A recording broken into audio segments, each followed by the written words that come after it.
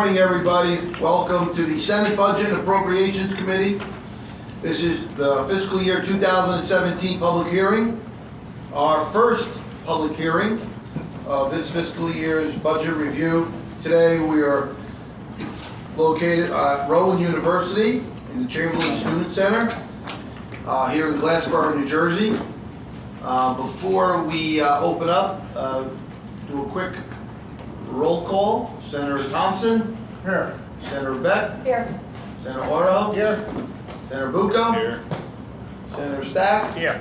Senator Greenstein. Here. Senator Ruiz, Cunningham, Barnes, Van Drew, and O'Toole are excused. To the folks that are here, this is, I think, my 7th year as a chairman of the Budget Committee. What I'd just like to let everybody know how we work. The public hearings are, we will call 2 or 3 names. The first name will come up to the front of the dais. I'm going to ask 2 other folks to come to the front row so we keep this moving. We'll give everybody 3 minutes.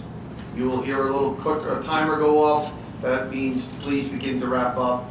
All of your testimony is being recorded and will be provided in transcripts to the members and also be put on the internet. So please do not read your testimony. You do not have to read. Please summarize. Members will be moving in and out. Our staff is here as well, so please do not believe or think that nobody is paying attention. We do want to hear what you have to share with us. And all of your testimony, as I said, will be recorded, put on the internet. Copies of the transcripts will be provided to our staff. So I don't want anybody to think there's only 1 or 2 members here. Please do not take that as that the Senate Budget Appropriations Committee is not interested. Yeah, please, if you need to make a phone call, this is a beautiful student center. There's a lot of room out there. So if you need to make a phone call, please put all your electronic devices on vibrate or silent. Please go outside and go to the student center, spend some money here at Rowan University, but please, I don't want to disturb those who are testifying and those who are sitting up here to listen. Before we got started, and I apologize for being a few minutes late, various members of our committee had an opportunity to take a wonderful brief tour of this university. And I have not been here in a long time. I came here to play college baseball many years ago when it was the old Glassboro. It is very exciting. And there are great things happening here at Rowan University. And we're going to hear from 2 men who have really led the way here and have great foresight, great vision, and great leadership for this university, which impacts our state as a whole. So we're going to open up today with our great Senate President, Stephen Sweeney, and Dr. Ali Hushman, the President here at Rowan University. Thank you, Chairman and committee members. And it really is an honor to have everyone here on the Budget Committee because we wanted you to see where some of your money's going and how it's actually working and how we're actually creating a private economic development here. There's hundreds of millions of dollars of private capital being invested in here, expanding capacity to keep more students in New Jersey. Looking at our school now, this is the first school in the state that actually used a public-private for classrooms. You know, we always hear about public-private for dormitories. They're actually using public-private for classroom space. They're thinking outside the box. They have a 3-year degree. If you go to school year-round for 3 years, you get the 4th year free. So you can get, you know, we always talk about higher education, how to do it more affordable. Well, you do it more affordable by having people like Dr. Hushman have some vision. It's so exciting to be able to solve some of the problems that exist in this country, or at least to address them. Again, pay for 3, get 1 free, $25,000, and you get a 4-year degree. Working with the county colleges, 3 for 1, where you go to the county college for 3 years, 1 year here, you get a 4-year degree, and you reduce the cost of graduation rates. What we're doing here should be replicated around the state. And I really truly believe most of our county colleges should partner with an Institute of Higher Learning, whether it's Rowan or Rutgers or NJIT, to start to rebrand our county colleges like we have, which actually basically happened in Pennsylvania with the Penn State model. We lose a lot of kids to other states, a lot of kids after we spend a lot of money on them. And we want to talk about growing an economy. Well, we lose about $7 billion a year with the 30-some thousand kids that leave. You provide the opportunities here. This school is now ranked ahead of Temple nationally. It is now ranked ahead of Drexel in engineering. These are kids that would go to Pennsylvania because it's right over the bridge because they didn't have an option. So what you're seeing here is a rebirth of just not of the school, but of an entire economy in southern New Jersey. This university is the engine of economic development that's going to take southern New Jersey to the next level, which is not that easy to do. So Chairman, I really do appreciate you coming here and allowing me to say a few words. I'm really proud of this place. It's one of 2 schools in the nation that has an MD and DO program, has top-ranked engineering schools, and is drawing a lot of attention internationally. We even have a fossil park now. So if it's going to make international news, it was actually on the front page of the New York Times, a 2-page spread because of all the excitement that's going here. So with that, thank you for being here at Rowan University, and I'm going to turn it over to Dr. Hushman. Thank you, Senator Sweeney. Good morning or good afternoon, ladies and gentlemen. Chairman Sarlo, a member of committee, I want to wholeheartedly welcome you to our campus. Thank you for being here. But I also want to thank you tremendously for the investment that you provided to us to do what is really, what I believe in our heart is our public responsibility.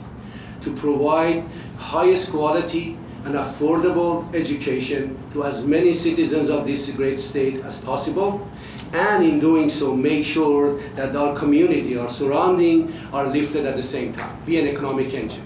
Therefore, in everything that we do in this university, we focus on 4 fundamental issues that are very important to us. We call them our 4 pillars. Accessibility.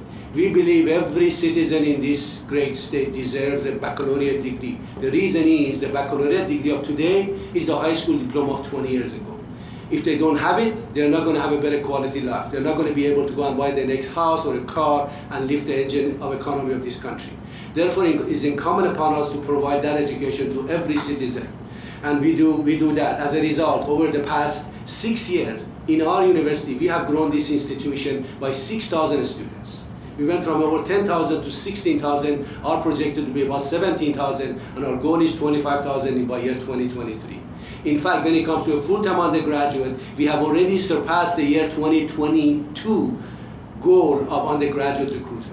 That's how many applicants. Our applications are out of control. I can read some of the very quick data because I really don't want to read any testimony in here. 69% increase in total enrollment. 29% in enrollment of underrepresented students, 75 point increase in SAT for regular admit, 87% retention rate, which is amazing, close to 90%. It becomes an elite. In terms of affordability, we had 0 tuition increase in year 2014 and under 2% year 2015 and 2016. And I have made the commitment for as long as I'm the president, the tuition and fees will not increase more than the rate of inflation. And the other commitment that I've made for as long as I'm the president, no matter how much cut we get, the academic affairs of this university will never be cut. We will always hire more and more faculty members. So in terms of affordability, we looked at that. In terms of research, we have had 70% increase in projected research expenditure in only 4 years. We have had 69% increase in invention and disclosures. 10 years ago or 6 years ago, we had no patent in here. In a space of 5 years, we have had 10, and there is another 10 that are working. We had no disclosure 6 years ago. Already we have 80 of them. And the bit goes on and on and on, and all of them are summarized in this booklet. There are only charts and graphs, and it shows a snapshot of this university over the past 10 years. I believe that if the university presidents are given the authority, but at the same time held accountable, to be very judicious in the way that they use the public money, to do absolute public-private partnership in everything that we do, except creating knowledge and imparting knowledge. And if you really try to be very frugal and apply the business principle, there really isn't any need for the public institutions to constantly go for a handout and get more money. We need to find ways to create our own revenue. We need to do public-private partnership. We need to do fundraising. You will see in here, we have had 11-fold fundraising, 11-fold increase in fundraising in a space of 4 years. We have to be aggressive. It's our responsibility. We get paid for it. Our job is to provide all the opportunities so that we do not constantly tax the taxpayers and the state of New Jersey for enhancing their education. It's very, very possible. I'll give you one simple example. The Senator mentioned. The 3+1 is a new program that we started in the county colleges. The students take the first 3 years of the courses from the county college. When we take our third year curriculum that belongs to us, we loan it to them. And we approve who teaches it, we approve what the content is, they deliver it at the county college cost at $100 per credit. And in the 4th year, they just cover it, pay our tuition. The total cost of this degree is under $25,000. Now imagine this as a possibility. Suppose that we get these students and every one of them is sponsored by a company in New Jersey, and that company pays only $7,000 to this student, and the student in return works for 500 hours per year, average of 10 hours per week. And if the state is allowed to make that income non-taxable, and the feds the same, we can use that money to pay for the entire tuition and fee and room, books of those students, and they can get 4-year degree for 0 cost and 2,000 hours of internship under their belt. Imagine that as a possibility of workforce development. We can do that today in this state. It requires partnership. That's what I mean by higher education needs to partner with the local government, state government, businesses, as well as the academic. We cannot do it ourselves, and we shouldn't do it ourselves. I hope that you will help me spread this word and make our state a great state when it comes to higher education. Thank you. Thank you, Dr. Ushman, and I'm sure your passion, you could speak all day off the cuff and just keep going and going, but I will say this to you, Dr. Ushman. We met a few years back here at a budget committee, and we were kind of going back and forth on the future of Rowan University with regards to the merger, higher education merger, and medical school, and you made a lot of commitments that day, and I will tell you this, we are so proud of the work that you have done. You've made us all proud, and if there was any doubts, you proved them wrong, and your leadership and your creativity here is really a godsend for this region of the state. So I know we had a tour, we were impressed. The other members who did not have a chance to get on, please, if you are interested, they'll provide that tour for you. And thank you. Thank you to Senate President. Thank you, President Ushman. Thank you. And thank you for having us today. Thank you. Senator Bucco, before we begin, would you like just to, a few remarks? No, thank you, Mr. Chairman. No, just wanted to thank the doctor also for the tour of the facility. I haven't been to Glassboro College for a long time, and it's quite impressed with Rowan University. So I congratulate you and look forward to coming back to see the improvements again in a few years. Thank you. Okay, we will begin. There is a traffic light over here. Green means you're on, yellow means wrap up, red means it's time to go to the Student Center Cafe. No, I'm only kidding. Again, also the members here, we typically do not interact a lot because this is a learning session. And as I said, all the testimony is being recorded. So please don't take that we're not interested, that there's not a lot of interaction and not a lot of questions. You have a lot of veteran members who've been doing this a long time on this budget committee. So please, we understand and we respect your input. Okay, our first person up will be Joyce Campbell, Catholic Charities, the Diocese of Trenton, up first. Number 2 will be Marie Blisserton, NJEA, if you can make your way to the front row, followed by Thomas Bafuto, Executive Director of the ARC of New Jersey. You are third up. Good morning. Good morning. Thank you for the opportunity to hear testimony from Catholic Charities, Diocese of Trenton again. We've been serving the state for over 100 years for those impacted by trauma and adversity to renew their lives, but more importantly, to restore their hope. We feel that hope starts with us. I'd like to share with you the view that we have of the proposed fiscal year 17 budget. We certainly see and applaud the dedication of funding to mental health and substance abuse services and the integration with primary health care services. We know that those investments are going to help us to continue to provide compassionate quality care.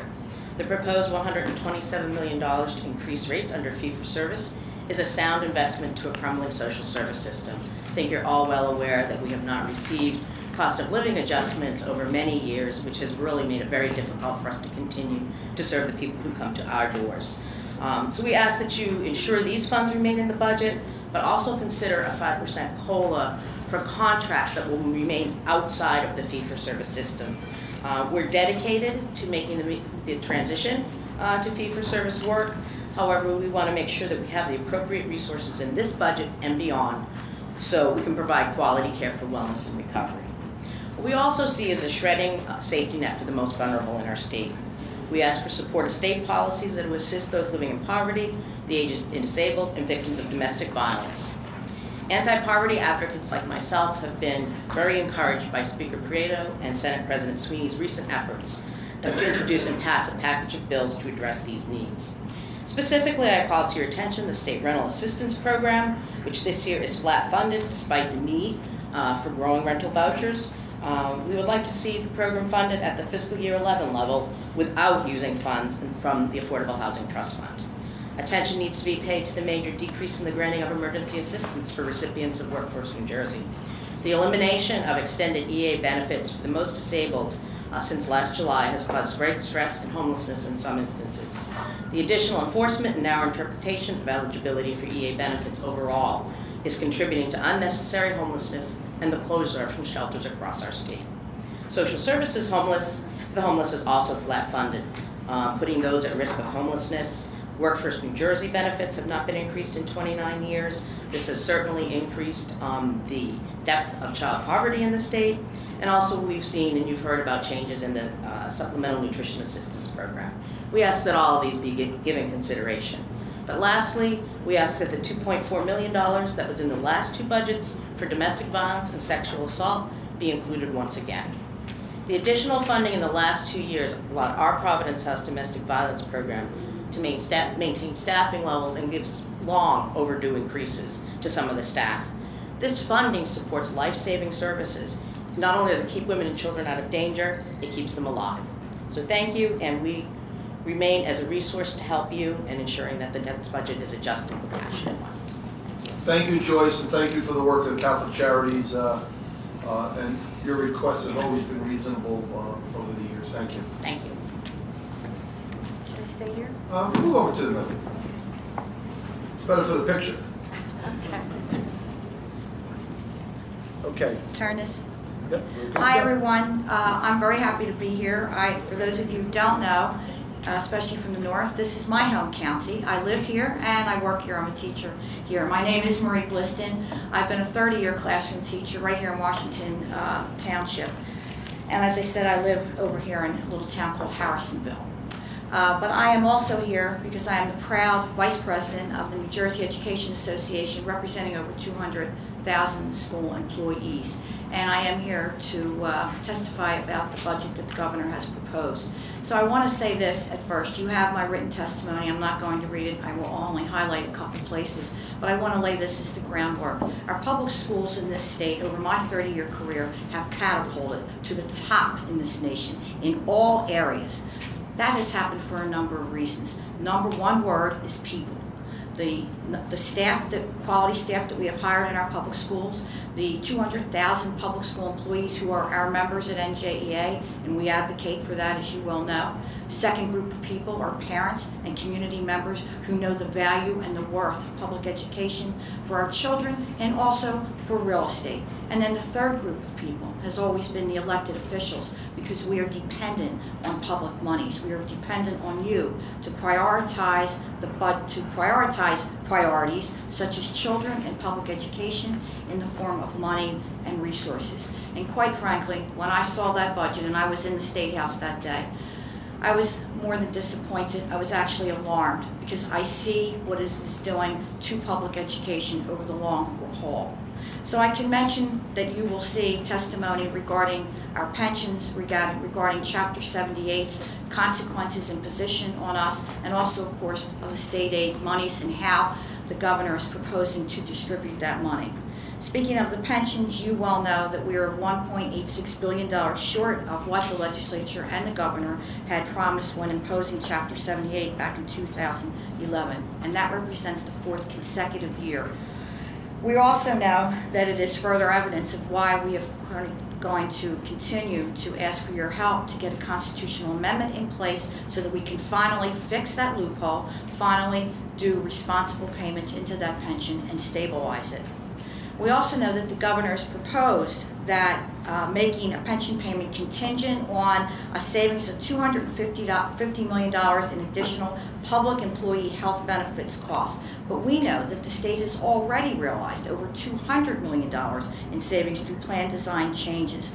And our members, through the unintended, I think, consequences of Chapter 78, have been suffering lower and lower salaries over the last 5 years. In fact, we have included testimony from one of our school counselors on your second and third page, and she is a single mother, and basically she is reporting that over the last 5 years her check has continued to reduce and she is struggling to make ends meet. We kid you not when we say we have members who are losing their homes to foreclosure because of the way this is set up.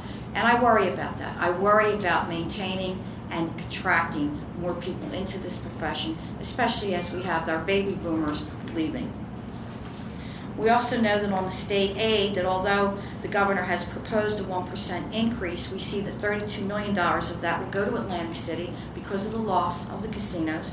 We see that $26 million will fund charter school operators, again though draining money from our traditional public schools. In fact, the charter operators in Newark alone will get 85% or $22 million of that money. We also know that he has proposed another $1 million for the Opportunity Scholarship Act, which is completely taking public money and putting it into private resources instead of investing it where we know that we can most use it. I'm going to need you to begin to wrap up. I'm going to wrap up right now. Thank you. Thank you for your time and your consideration, and we remain open to meeting with any of you to answer any further questions. Thank you. It's good to be in South Jersey. Yes, ditto.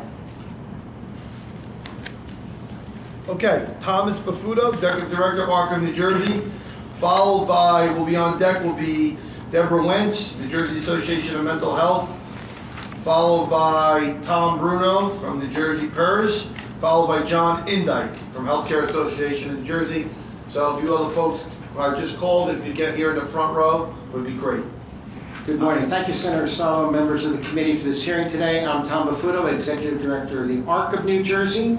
The ARC is about people with intellectual and developmental disabilities and their families. Yesterday, many of you greeted our self-advocates in the State House, and they really appreciated stopping by. Today, I have with me Bob Hage, a family member, and the president of our board to deliver our testimony. Good morning, and thank. And great turnout yesterday, Tom, in the State House. There was a great presence by, by many of our constituents and some of our most vulnerable folks in our population. So great turnout.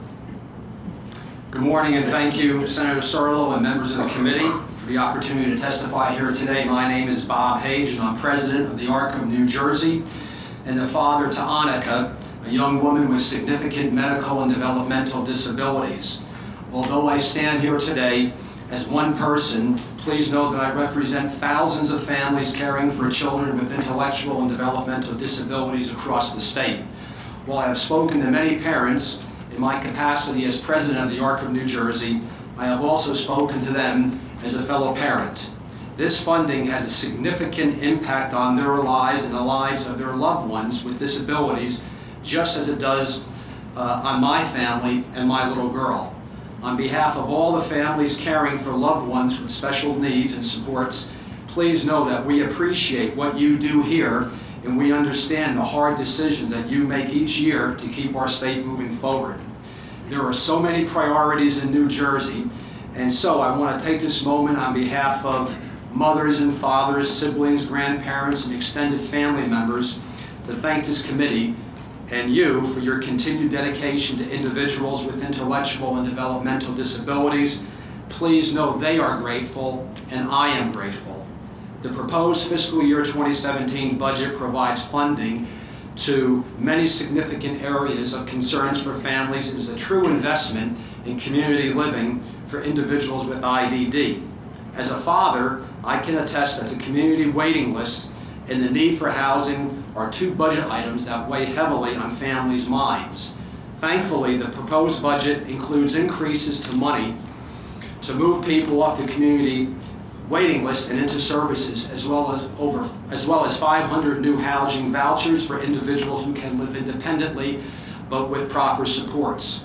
Furthermore, there is increased funding to assist students transitioning out of their educational entitlements and moving into the adult program systems. These former students will be able to participate in day programs or find employment in their communities instead of suffering from isolation in their home where school is no longer an option. There is also funding to help individuals and families in crisis, as well as money to assist community providers as they move forward to face the new fee-for-service system. For children under the age of 21, funding for family supports in the current fiscal year will stay unchanged in fiscal year 17, and there is increased monies to support the child as well. The one area I would like to address is the direct support professionals who deliver the one-on-one care to people with IDD. The starting salary is barely $10 an hour, and they are asked to do tremendously important work. The ARC has long advocated for higher levels of funding in order to pay adequate wages, and we urge you to take action to address this very important issue. In closing, I can speak firsthand as a caregiver about the importance of funding of the proposed budget. While the uninformed may view these as merely line items in a massive budget, I will tell you that the money makes real difference in real people's lives. With that in mind, I ask you please to keep all the proposed fundings intact. Doing so will allow my daughter Annika to live an integrated life in the community. For her, that means friends, families, a connection to our church, and plans for her future as an adult. Thank you also very much for all you do. Thank you for your advocacy for your daughter and for the ARC. Thank you. Dr. Deborah Wentz, President and CEO of the New Jersey Association of Mental Health. On deck will be Tom Bruno, followed by John Indyke. Is it on or off with the red button? You're on. You are live. Thank you. Okay. Well, good morning, Chairman Sarlo and members of the Senate Budget and Appropriations Committee. As you know, I represent New Jersey Association of Mental Health and Addiction Agencies, 160 organizational members who provide treatment and support to more than 500,000 of New Jersey's children and adults with mental health and substance use disorders annually. I ask you to extend every possible support to the community-based behavioral health care system as it transitions to the fee-for-service model. This system has sustained years of inadequate funding, inadequate rates, and a lack of cost of living adjustments since 2008. The Community Provider Network provides a lifeline to families struggling with mental illness and addictions, to homeless veterans, and to children with serious emotional disturbances. We ask you to not only support the $127 million lifeline that Governor Christie has proposed, but also to provide other supports that will ensure that there is a solid, viable lifeboat at the end of the road. Specifically, we ask that you ensure that there is funding to support adequate rates, including an annual inflationary factor that cover the full costs of providing services and operating providers' businesses, beginning with maintaining the proposed $127 million. An investment of this magnitude is long overdue and much needed. However, this investment alone will not ensure the viability of many providers. Second, we ask that you preserve the savings that have been realized from Medicaid expansion in the community-based system of care. This investment is necessary to meet the high level of unmet need. Increased capacity will improve access to care by shortening wait times and reducing emergency room visits and hospitalizations. Third, we ask that you provide a 5% COLA for all contracts that will remain in place after the transition to fee-for-service takes place. For decades, providers have not been able to provide any salary increases to their staff, and that causes an ever-widening gap between the salaries providers are able to pay and those who are at state and educational institutions.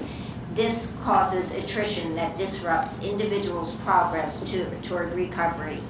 Your support is needed for the community-based providers. It's through your support that the community-based system of care will be able to remain viable and serve as a true lifeline to New Jersey citizens through timely, quality care, and we appreciate that support. Thank you. Thank you. Tom Bruno,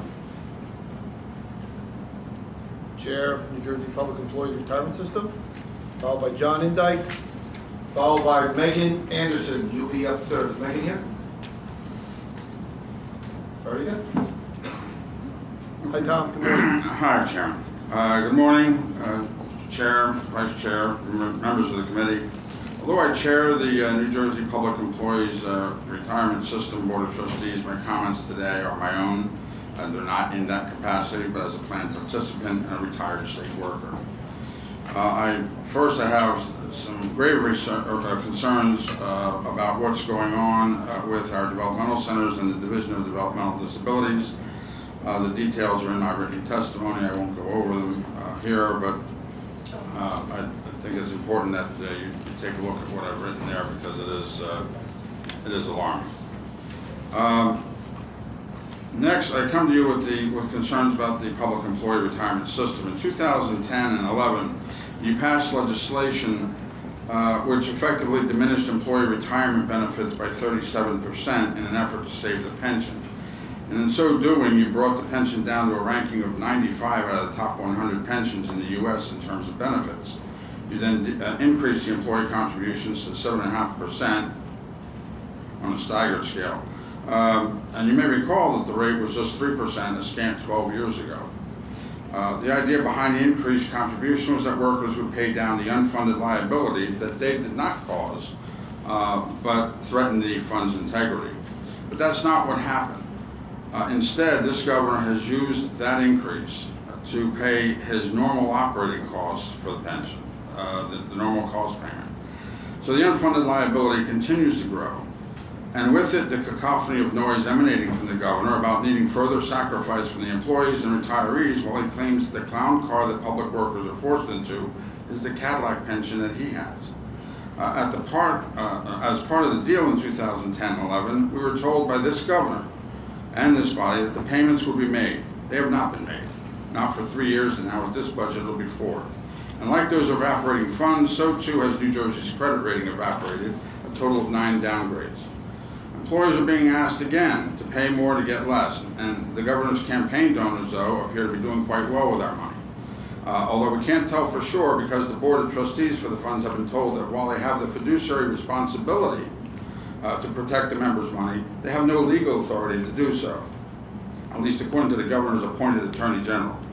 The boards purportedly cannot demand an audit or a cost to benefit analysis of the enormous management fees that we're paying for questionable results in our alternative portfolio.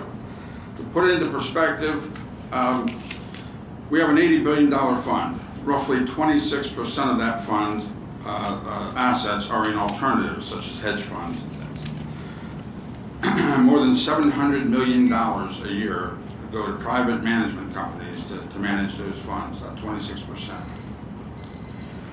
Conversely, the 74% that we have in regular stocks and what have you, the public entities, it costs us $10.1 million to do that, the remaining 74%. If that doesn't scream audit to you, I don't know what does. I really don't, because that is ultimately an outrageous amount of money that we're paying. That is actually half of a pension payment that we're sending out for private equity companies to manage our funds. It's absolutely absurd. So the elected trustees for the funds need statutory authority to act in a manner that matches their legal responsibility to act as the plan participants' fiduciaries, such as determining, commissioning, and directing payment for an independent forensic audit when deemed necessary. And finally, as plan participants, we don't need more draconian reductions in benefits to retirees who gave their youth in a selfless service to the citizens of this state and never missed a payment to the pension system. We just need the governor to pay the damn bill. Thank you. Thank you.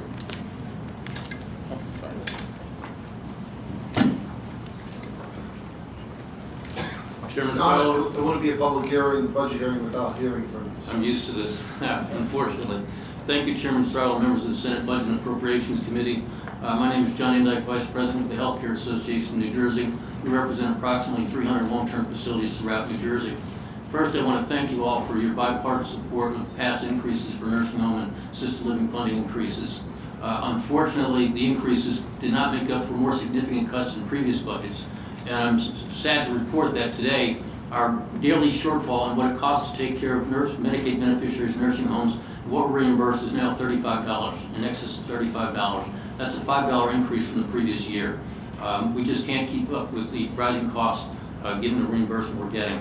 The governor's projected that there would be 28,500 average monthly census of nursing home patients in facilities. If you look at the $35 plus shortfall, that means we'll be losing $367 million a year, this is in fiscal year 2017, for caring for Medicaid beneficiaries. That's a $50 million increase over the previous budget. How can nursing homes be expected to continue to provide quality care for increasingly sicker Medicaid beneficiaries amidst a reimbursement shortfall that has grown by more than $50 million in the past year, and now a state budget proposal that calls for flat funding? In fact, 48% of all nursing facilities now receive rates that are less than what they received in fiscal year 2008. Of those that did receive rate increases over the past 9 budgets, the increases totaled an average of only $2.37. That is less than what costs have gone up in this past year alone. Much of the reimbursement shortfall can be attributed to past cuts in budgets for nursing homes. I'm not going to go over the entire list, but I'll just give you a sampling. The budgets that eliminated the bed hold and therapeutic leave reimbursement, eliminated inflation adjustment, eliminated rebasing of rates, implemented a budget adjustment factor that cut rates, and they cut allowable costs for which we can be reimbursed. Because of these cuts were carried over from one budget year to the next, the cumulative effect since we implemented provider tax to support our rates in 2005 is $1.35 billion. Add to that $57 million of provider tax collections that go from nursing homes to the general fund. It's more than $2 billion that we did not have available to take care of sick, frail Medicaid beneficiaries. Last year we had asked for about $21 million in state funding. We received 5.25. In light of the increase in the shortfall this year, we're again going to ask for another $21 million. We appreciate the fiscal times. That's half of what our shortfall increased by, more than half. And we'll bring our daily shortfall down to about $31 a day from the 35. In addition, our assisted living providers are also facing tough fiscal times.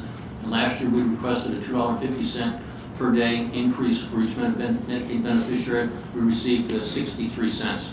So what we're asking again this year is that we bring that up to what we requested last year, $75 per day increase for assisted living providers. That would cost the state about $1 million. And I'm done. Thank you very much. And John, I think you know both in a bipartisan manner, Republicans and Democrats, on an annual basis, on a yearly basis. We have always worked as part of and this year we're hoping it to be a negotiated budget. We've always worked to be able to restore some of the cuts. We appreciate all of your support and being there for us in the past. Thank you. Megan Anderson, New Jersey Alliance for Children, Youth, and Families. Jeff Tittle here. Okay. Josh Brzezinski will be followed by Josh Brzezinski and Susan Caldwell. If the two of you could make it to the front, we appreciate it. Good morning, Chairman Sarlo, Vice Chairman Stack, and members of the Senate Budget and Appropriations Committee. My name is Megan Anderson Fisher. I'm the Executive Director of the New Jersey Alliance for Children, Youth, and Families. For those of you who are not familiar with the Alliance, we're an advocacy organization representing human service agencies throughout New Jersey. Our members provide services to children and adolescents experiencing emotional and behavioral health challenges, children living with developmental and intellectual disabilities, youth who have experienced physical or sexual abuse and neglect, homeless youth, pregnant and parenting young adults, victims of human trafficking, youth experiencing substance abuse addiction, and youth in need of independent living skills and housing.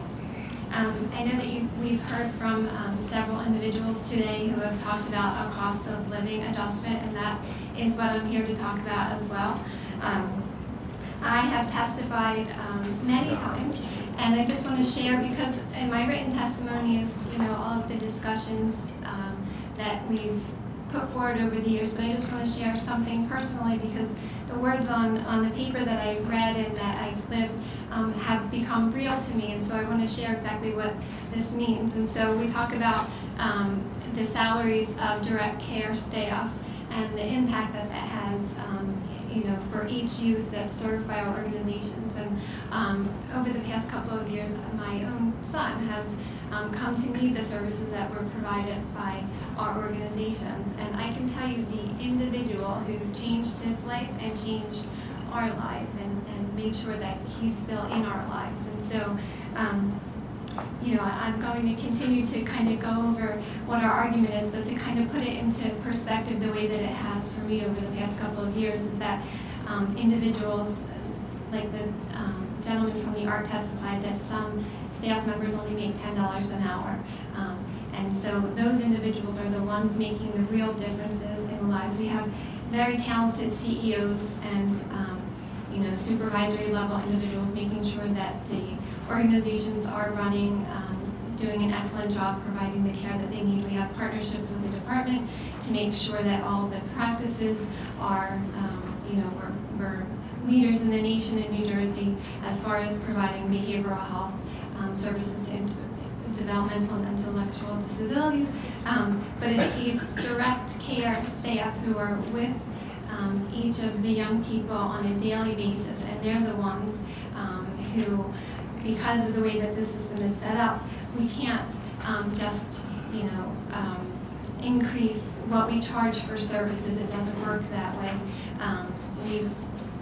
Organizations are paid a rate and they must stick within that rate, and they can't just decide to give everyone a salary increase. That's where we need your help. And so I would just say that if you have not had an opportunity to visit one of these organizations, my contact information is in my testimony. Please reach out to me, and I will make sure that you get connected and that you meet these individuals who are really, providing this care on a daily basis and who deserve a cost of living adjustment. So thank you. Thank you.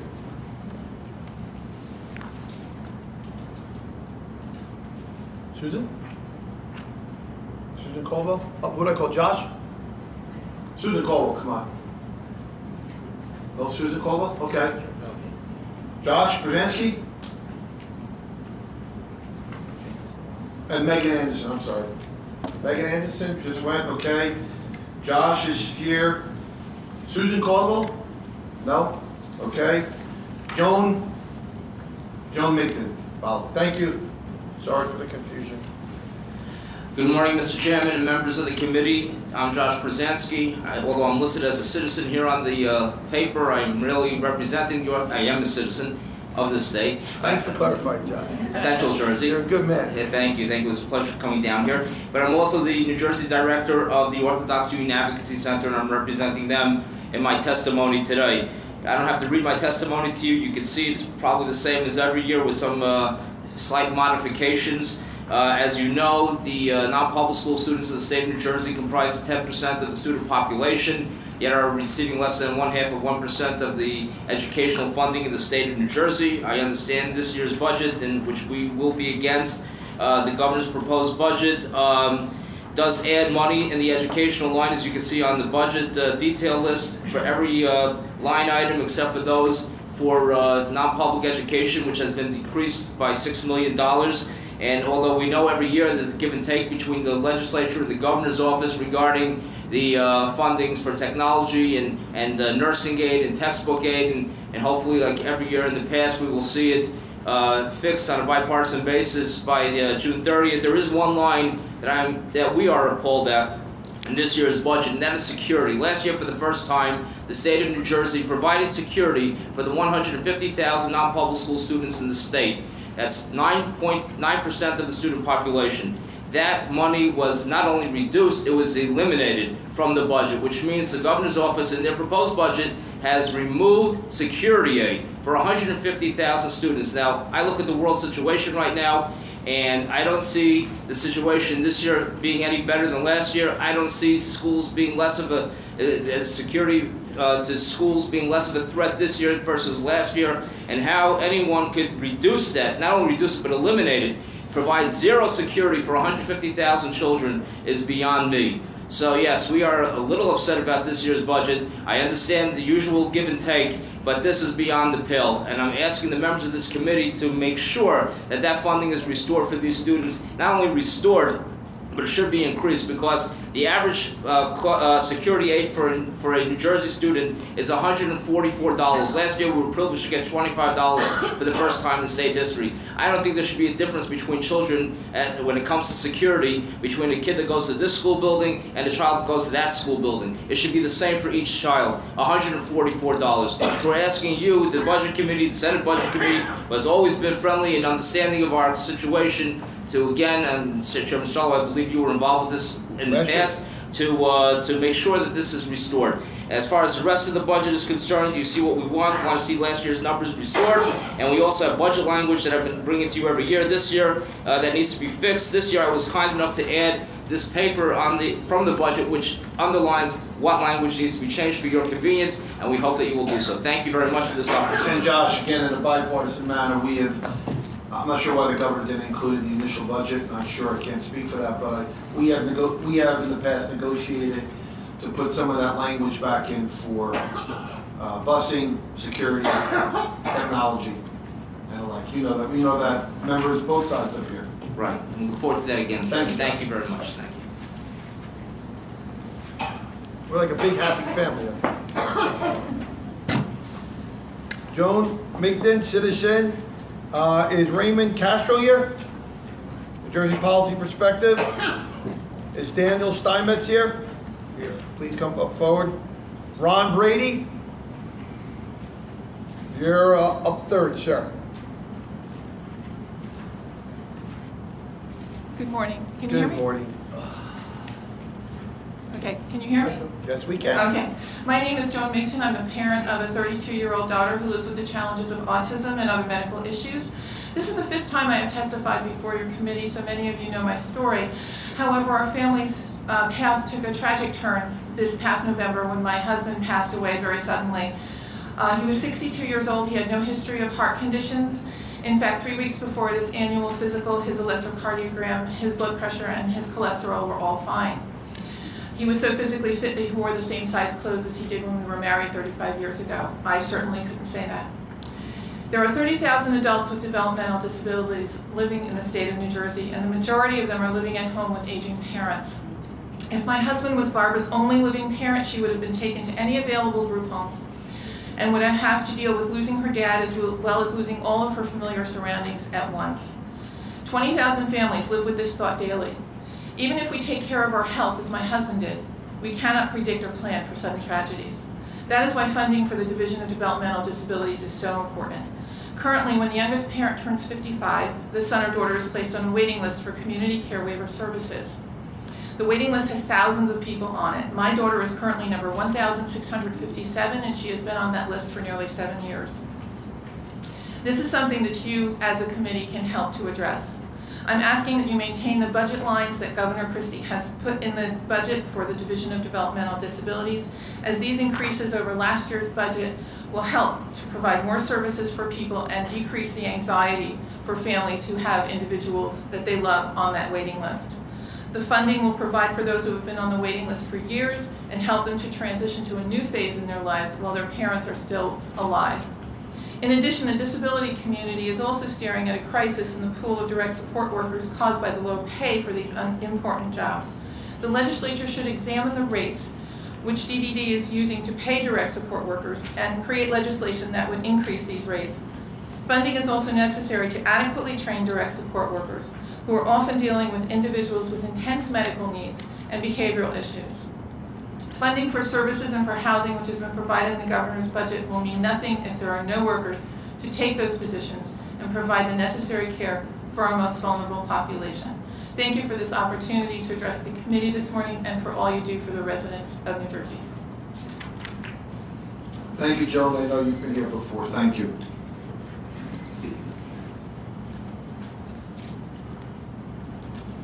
Raymond Castro, New Jersey Policy Perspective. Followed by Daniel Steinmetz, citizen, followed by Ron Brady.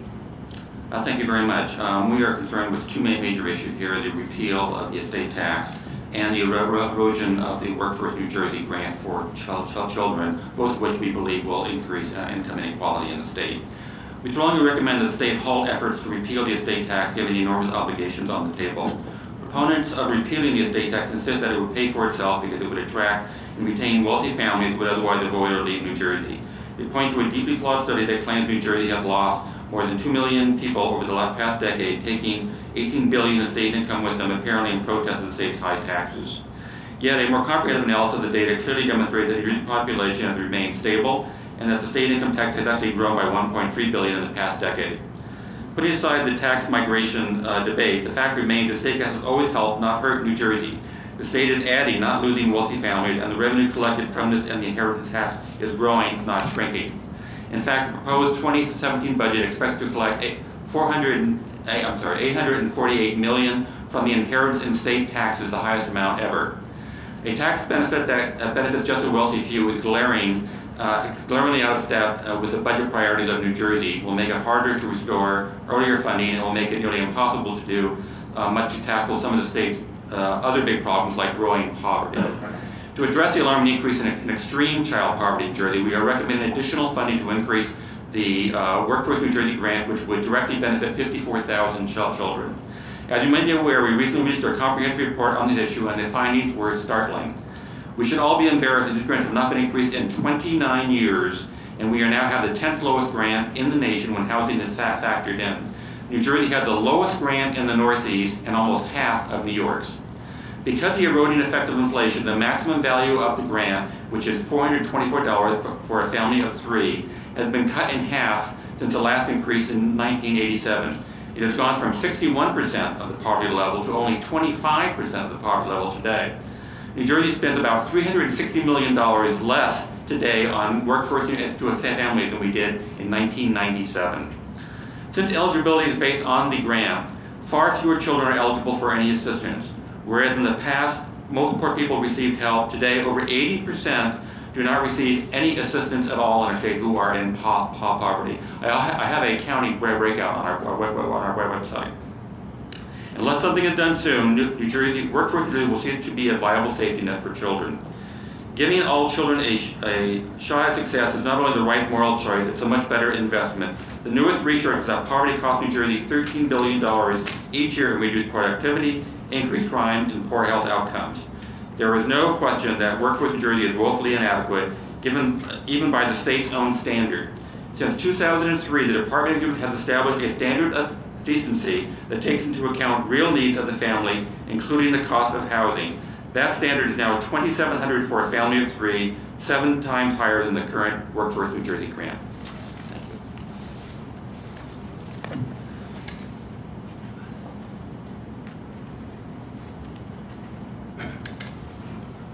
Good morning, members of the committee. My name is Daniel Steinmetz. I live in Gloucester Township, New Jersey. I'm here to speak with you this morning about a crisis in New Jersey with non-public school busing, the aid in lieu of transportation, an amount that has been set by the state at $884 since 2008 and not increased at all.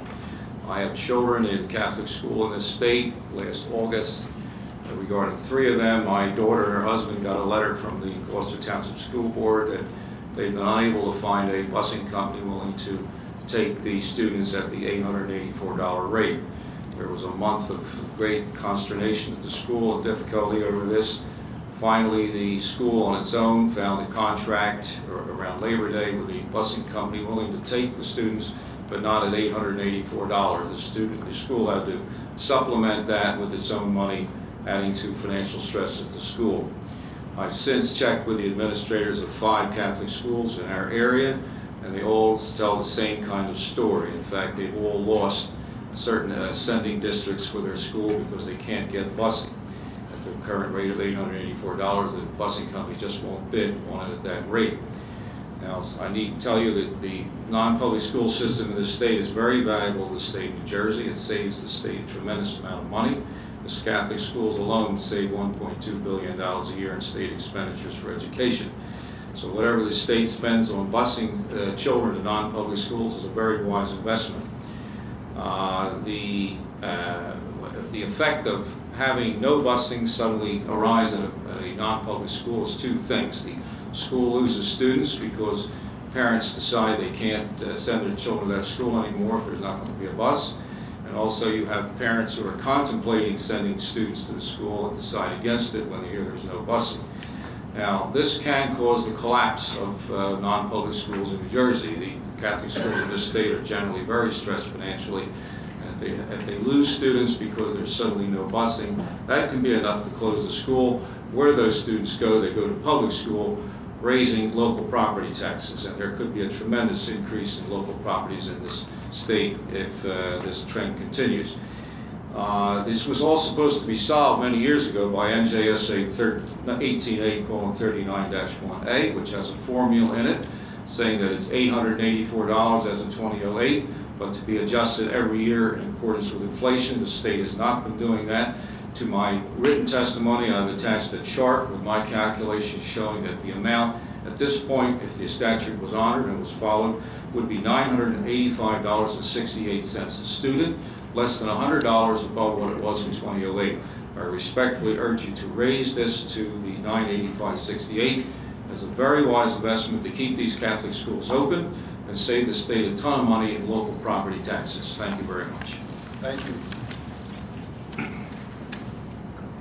Ron Brady, Freedom Prep Charter School. Is Kathleen Davis here? Yes. All right, Kathleen, you're up next. Is Judy Savage? There's Judy. You're up second. And Randy Thompson, you're up third, sir.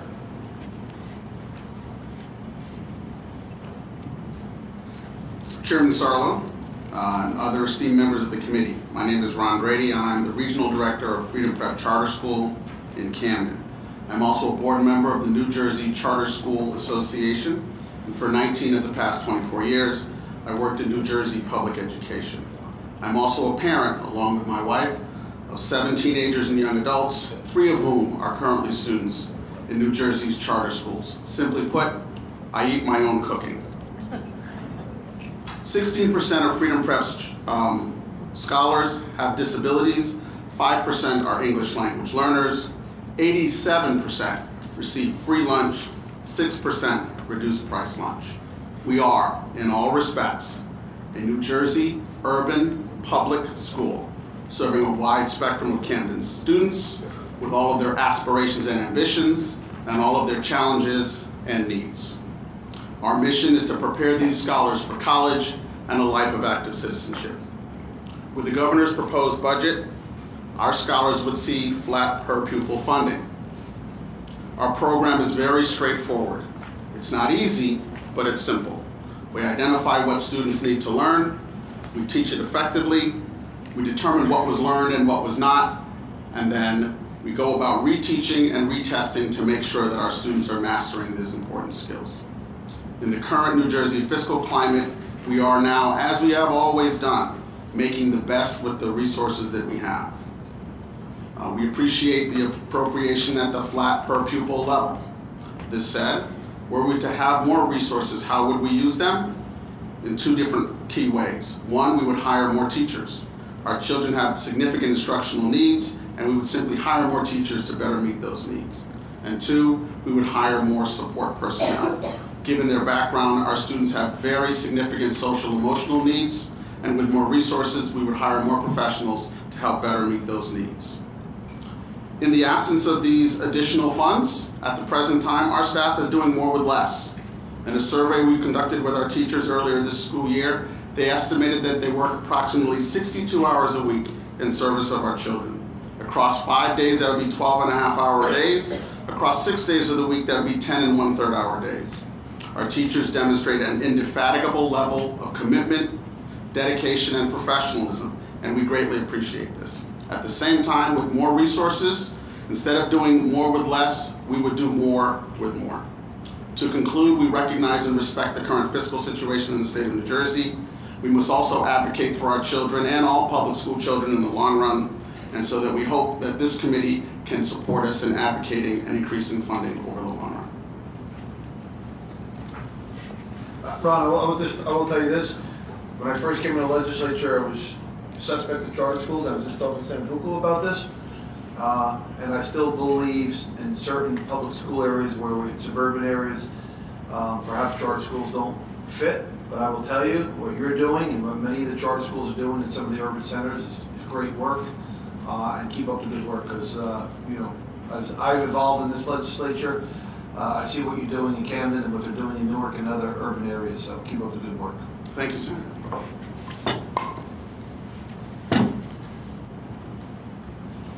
Kathleen Davis, followed by Judy Savage, followed by Randy Thompson.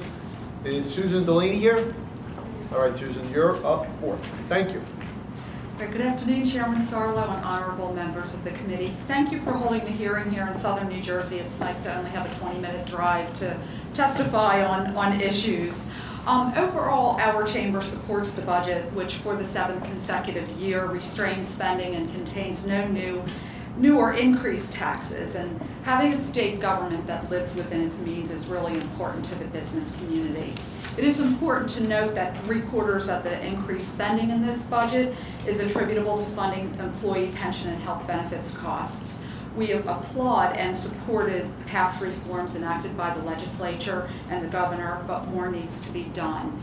In this budget, the governor references reforms that would generate an additional $250 million in savings that can be realized through more changes in public employee health care plan designs. And reforms outlined in the New Jersey Pension and Health Benefit Study Commission's report also deserve serious consideration. As we've done in the past with our testimony, I'd like to offer the committee members insight into our South Jersey regional economy through the eyes of our members. First, you've heard my president, Deb DiLorenzo, testify on the impacts competition by out-of-state gaming has had on not only our casinos, but our regional economy. And signs of caution remain in this area of the state. I've attached 2 of the last quarter reports of the Federal Reserve Bank of Philadelphia, a survey that they do of our members. And these last two quarters reflect flat employment, modest growth in sales, and tepid employment projections. We also survey our members every year, and I just want to share with you really quickly some of what they are saying. Our members identified overregulation by federal and state government tied as the #1 issue that they face in running their business, followed by health insurance costs and business taxes. As for the most important issues facing our state, our members rank the business climate as #1, followed by the state budget, state spending, with the 3rd most important issue being the state's taxation structure. And that's why our state's rank at the bottom of the tax foundation's business tax climate is something that our policymakers need to consider within the broader conversation of the cost of doing business in our state. New Jersey's home to close to 600,000 small businesses that employ 5.5 million people and generate $179 billion in payroll. And so the Small Business and Entrepreneurship Council's ranking of New Jersey, again second to the last, is of great concern. Technological advances are making location less important and giving businesses more mobility. We know that the threat of businesses leaving the state for more tax and operational friendly environments is real. It's a quiet exodus, one that's driven by dollars and cents, bottom lines, and a weariness of proposals that make operating in our state more difficult and less inviting. We commend the governor for once again presenting a solid budget that does not increase taxes or fees, and that's important to the job creators of our state who face increasing uncertainty with looming legislation that will increase the cost of doing business. Thank you for the opportunity. Thank you, Kathleen. Judy Savage. Randy Thompson, up next, Sheriff, followed by Susan Delaney. Good afternoon, Senator Sarlo, honorable members of the Senate Budget Committee. I'm Judy Savage, Executive Director of the Council of County Vocational Technical Schools. Thanks for the opportunity to speak today. Last year was a great one for New Jersey's county vocational technical schools, largely because of your support for the Career and Technical Education Bill package that was sponsored in the Senate by Senator Ruiz and Senate President Sweeney.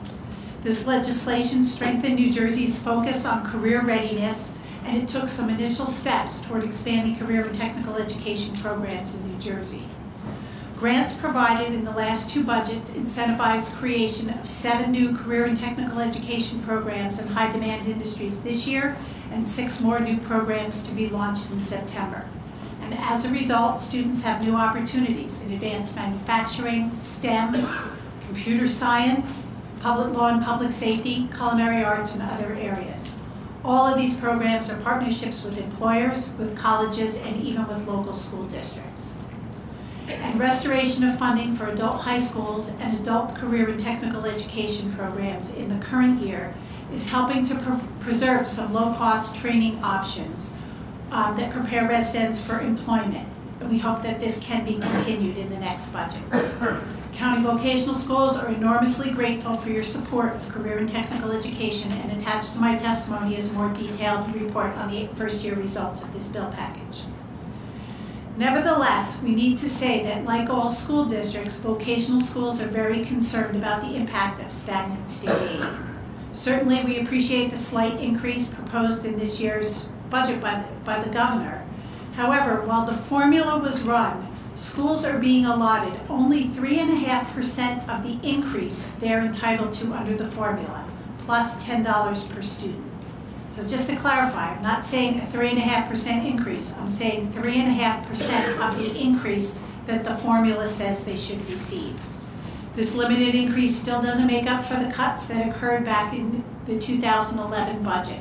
17 of our 21 county vocational schools will get less aid next year than they did 7 years ago, despite an overall statewide increase of 12% in enrollment. At the same time, vocational schools have suffered from limited funding at the county level.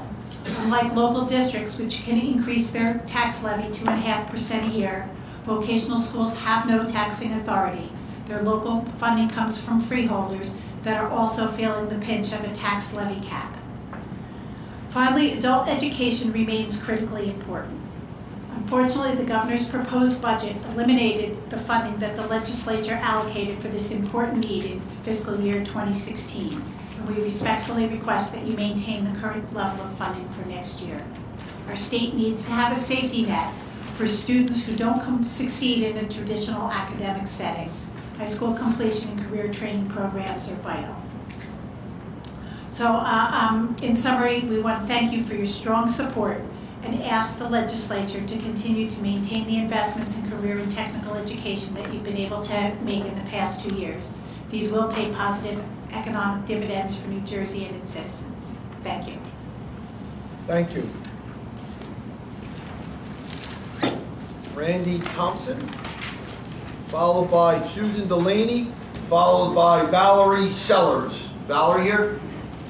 Okay, you will be up third, followed by Ann Garcia. So it's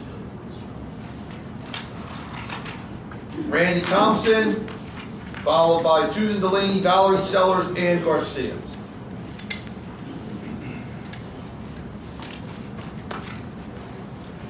Chairman Sarlo, Vice Chairman Stack, members of the committee. I want to thank you for the opportunity to have input on your budget process. My name is Randy Thompson. I'm the organizer of Help Not Handcuffs. We're a nonprofit organization that seeks to remove arrest and coercion from the treatment of drug-using populations as well as persons in early recovery. By doing this, we advocate for a robust recovery support system that empowers the individual rather than disempowering them, so that they can make their own decisions, self-direct their own services, and not have fear of any punishment or reprisal from our state institutions. I want to point out to you on the chart to my left that the state has incurred a significant expansion of drug possession arrests. We learned earlier this year from New Jersey United for Marijuana Reform, of which our organization is a member, that marijuana arrests are soaring, but all drug possession arrests are increasing. And starting in 2011, we had 32,500 drug possession arrests, escalating to nearly 40,000 in 2014. I just want to take a minute to talk about the war on drugs. When we mention that, there's building consensus that it is a hurtful, violent, and failed policy, but there's a lot of deflection away from what the war on drugs is. The war on drugs is drug prohibition. When we prohibit something, that is the bedrock foundation that we use to rationalize our use of violence towards people who use drugs, whether or not they've done any harm to person or property. Ironically, people who use culturally acceptable drugs don't suffer any consequences whatsoever. People who are arrested for drug possession face disproportionately harsh use of force and violent risk exposures, including arrest-related deaths, police brutality, as well as deaths, sexual assault, physical assault, and exploitation in jails, should they make it there, as well as those risks sometimes in behavioral health facilities, should they be there. This is in addition to the intentional harm of arrest, which creates barriers to employment, housing, and education. It's important to note that this meets the World Health Organization's definition of violence. These risk exposures were the topic of our presentation last month at the United Nations, which is relevant to this discussion because global drug policy is poised to shift away from drug criminalization towards protecting the human rights of individuals. So when we look at our budget and we see that there's highlights of treatment, addiction, and reentry, we have to understand that we're not paying attention to our continued commitment to the war on drugs. Additionally, this fosters false stereotypes about people who use those drugs who often don't go on to regular use or to form an addiction or to even commit a crime. I want to skip down a little bit. I know that many of you have advocated for programs like Drug Court. This is not a slight on your efforts, but this is to point out that programs like Drug Court have carried over some of the very hurtful beliefs of the war on drugs, most notably the belief that the constant threat of violence or the use of force is appropriate and produces healthy outcomes. And this is with the knowledge that compulsory treatment is less effective than voluntary treatment. Many health providers do rely on people being forced into their programs. That creates an institutional bias and is unhealthy for our entire community. And we're asking that you use your budgetary process. Many of these are legislative issues that would need their own legislative action to address them, but at your budgetary process, you can constrain some of the appropriations and make demands of those monies. So we would just like to recommend that when you're making law enforcement appropriations, that you ask them to eliminate or reduce drug possession arrests. You also ask your prosecutors before you fund them, the county prosecutors, to end the use of strict liability, an exacerbated drug war tactic. We'd also like to see some civilian review of police departments, and we'd like to see diverting some of those law enforcement funds to harm reduction into other critical life supports, which are often ignored, like housing, that are at an even bigger deficit than treatment, things of that nature. We do oppose the $64 million drug court appropriation for the reasons I listed above, and we certainly would oppose the reopening of mid-state prison. We would like to see less prisons, not holding them there. There's a few more recommendations. It looks like I'm running out of time, but it's in my written testimony. And I will say this, I think you know this, the culture is changing. Democrats and Republicans alike, they're even on the presidential campaigns talking about mental health, drug addiction being a mental health issue. And we have to change the culture of how we approach this. So people like you and your organizations are working. You're educating a lot of folks that it's a mental health issue. It needs to be addressed in a different way. Thank you, Senator. Appreciate it. Susan Delaney.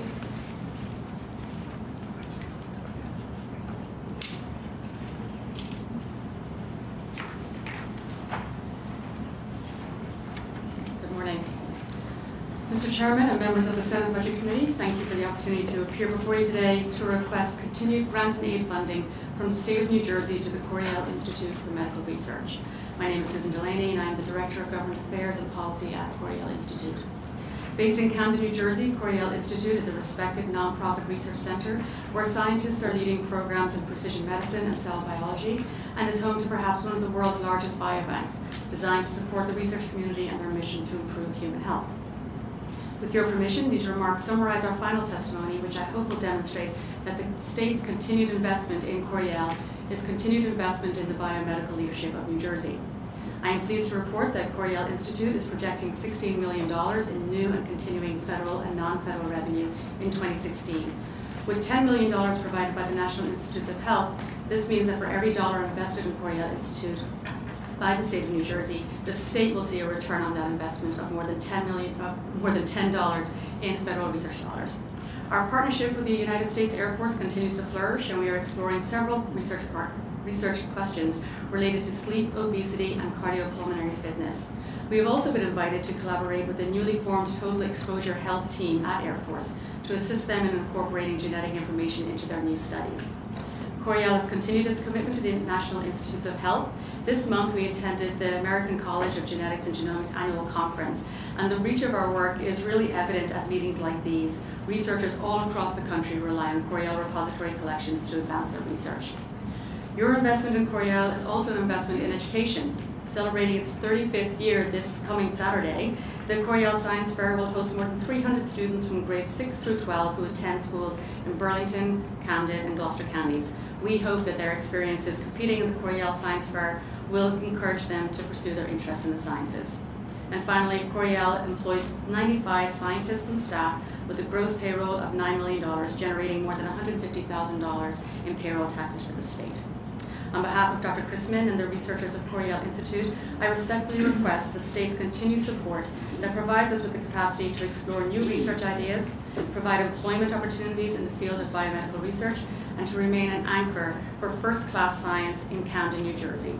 Mr. Chairman and members of the Senate Budget Committee, thank you for your consideration, and I'm happy to answer any questions you have. Thank you. Thank you. Thank you very much. The next person will be Valerie Sellers, Chief Executive Officer, New Jersey Association of Community Providers. Thank you. Good afternoon. I'm going to be brief because I know you've had many people before me, many people after you. So, in summary, we have an expanded testimony, but what we're asking is that you support the $79 million that is reflected in the state fiscal year 17 budget. It is an additional funding, and it's intended to reduce the waiting list, allow for more housing vouchers, as well as services and supports for individuals with intellectual and developmental disabilities. This funding is critical because as I listened to the testimony prior to me, I heard that somebody was 1,300 and something on a waiting list for services. I just find that absolutely appalling, and I know of families that have been on that list for more than 10 years. So the funding is very much needed and is very much appreciated. And also within that funding is $10 million for providers, and that is necessary to help them build the infrastructure for the transition to fee-for-service. We had requested that last year. It was a budget resolution. Unfortunately, it was not allocated, but we do ask that you support it in this year's budget. I think the other point that's important to raise, and you've heard it from others in our field, is that we are facing a crisis. You probably hear that from everybody that comes up here. It's a crisis situation. But in going to national meetings, we are finding that we cannot recruit and retain direct support professionals at the wages that we pay. Wages are $9.50 to $10 an hour. You can't maintain a workforce. There's a 44% turnover rate in this field, and it takes anywhere from 8,000 to 9,000 to adequately train a direct support professional, only to have them leave 8 months later. But more disconcerting is the fact that they form relationships, and yet they're challenged with, do I take another job, do I take a second job, or am I on public assistance? Those working within the developmental centers in comparable positions make $40,350. A direct support professional in the community on average makes $24,257, and the poverty level is $24,350. This has to be addressed because as we move people into the community, we have to ensure that we not only have an adequate workforce in terms of numbers, we have to have a well-trained workforce to care for some of the most vulnerable individuals in our communities. So we will be launching a campaign, the Three Providers Association. I'm not sitting here asking you for money for that today because I realize there are many, many competing needs. We're simply asking that you sustain the $79 million and that you be open and receptive when we come to you to ask, if you will, for additional funding to raise the wages. We're looking at $15 minimum wage. If you have any need for information, you certainly can reach out. We'd be happy to provide you with more statistics. Thank you. Thank you. Thank you very much. The next person is Ann Garcia, Executive Director, Vineland Public Charter Schools.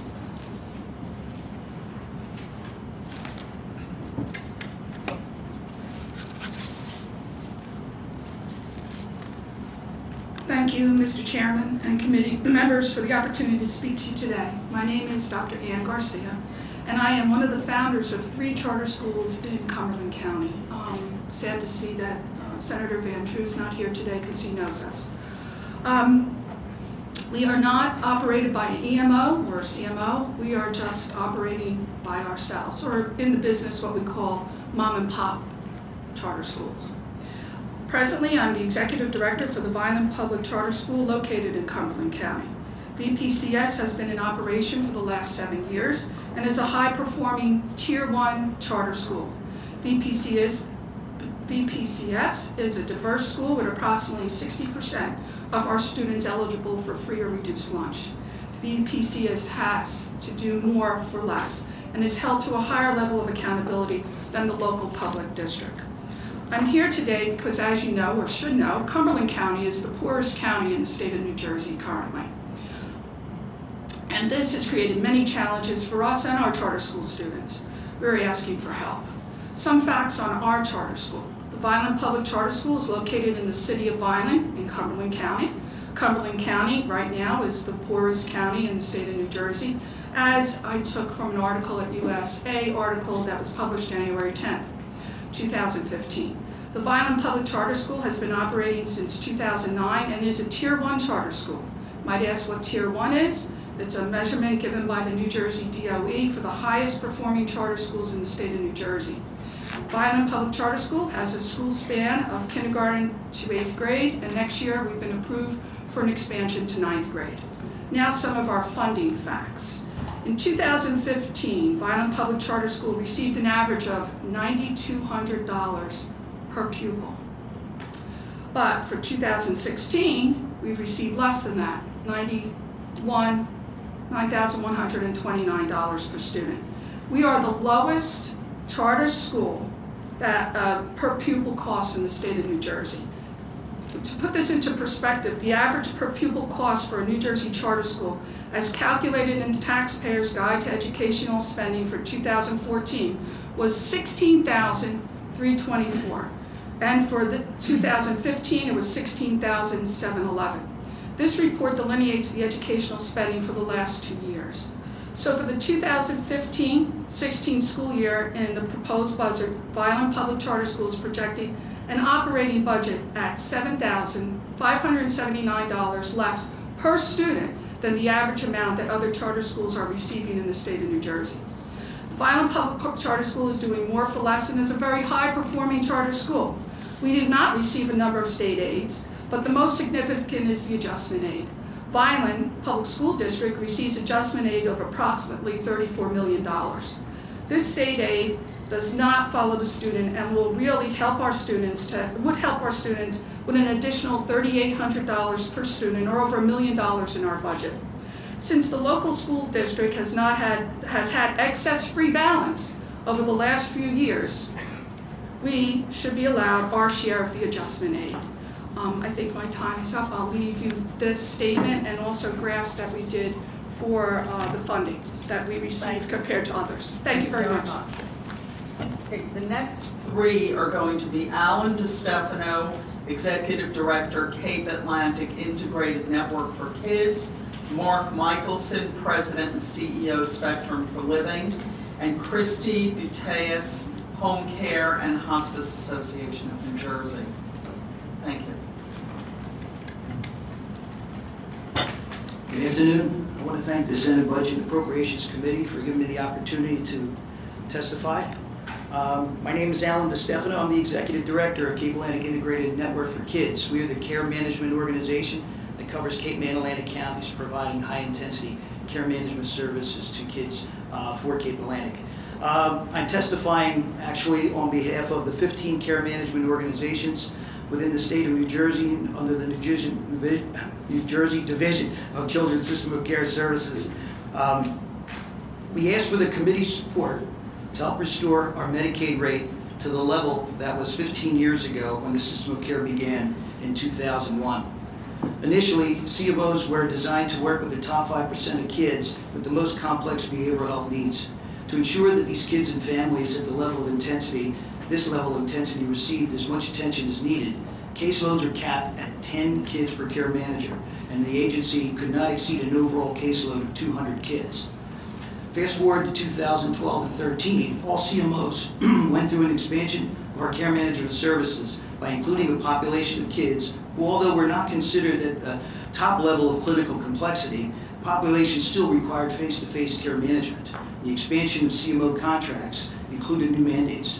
The caseload ratio was now up from 1 to 10 to 1 to 15, but the agency caseload cap was removed, putting care managers' caseload at greater risk to go to 1 to 18 kids or beyond. Now, although caseloads were higher per care manager, sometimes by 8 to 10 kids per care manager, the same comprehensive and exhaustive child-family team process was required. And equally as daunting, there's no flexibility given to the timelines required by Medicaid in order to bill for services rendered. But the biggest, most difficult, and damaging change in this business model is that our Medicaid rate was cut by 53%. Although CMOs understood that this was an unsustainable financial situation, we all worked with the CSOCS to help usher in new populations to be served, including children, youth, and young adults with substance abuse challenges or very complex developmental or intellectual disabilities. CMOs are in a very precarious financial situation because unlike a regular nonprofit organization, CMOs are restricted to providing only care management services by contract. We strongly believe that this singular focus on care management has been fundamental to the success of CMOs and the CSOCS in general, but most nonprofits are able to spread costs across multiple contracts. The only way CMOs can increase cash flow is to increase the actual amount of youth served. Unfortunately, the present low rate demands that we have high caseloads to be able to continue to operate our budget. This increase in our caseloads threatened our very successful way in delivering care management and maintaining a highly skilled and motivated workforce. Many CMOs have experienced high turnover rate staff due to this. Additionally, we are unable to negotiate our own Medicaid rate, and even though it accounts for 80 to 85% of our budgets. And since the beginning of our first contract in 2001, we've been prohibited from really fundraising to put additional dollars into our budgets. So on behalf of the 15 CMOs, I asked the Senate Budget Committee for support in restoring our Medicaid rate back to the level it was 15 years ago. That rate, in fact, was $850 per month per kid served. If we do not get this increase, there's no doubt that the quality of our care management service will suffer and have a direct negative impact on the 22,000 unduplicated youth that we serve on a yearly basis. Thank you very much. Thank you very much. Next, we have Mark Michelson here. Michelson. Thank you. Thanks again. Thank you.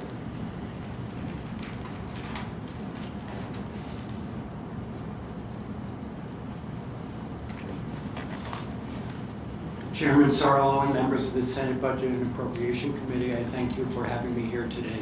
My name is Mark Michelson. I'm the President and CEO of Spectrum for Living, which is a family-founded and family-driven nonprofit organization that's contracted by the state serving individuals with intellectual and developmental disabilities.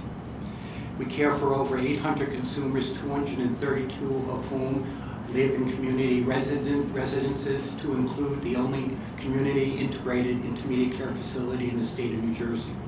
We also provide adult training centers, a day program, case management, recreation services, and in-home support.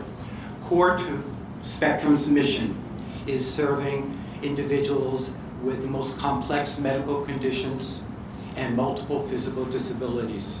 More than 50% of the people we serve are non-ambulatory and require moderate to full assistance with their activities of daily living.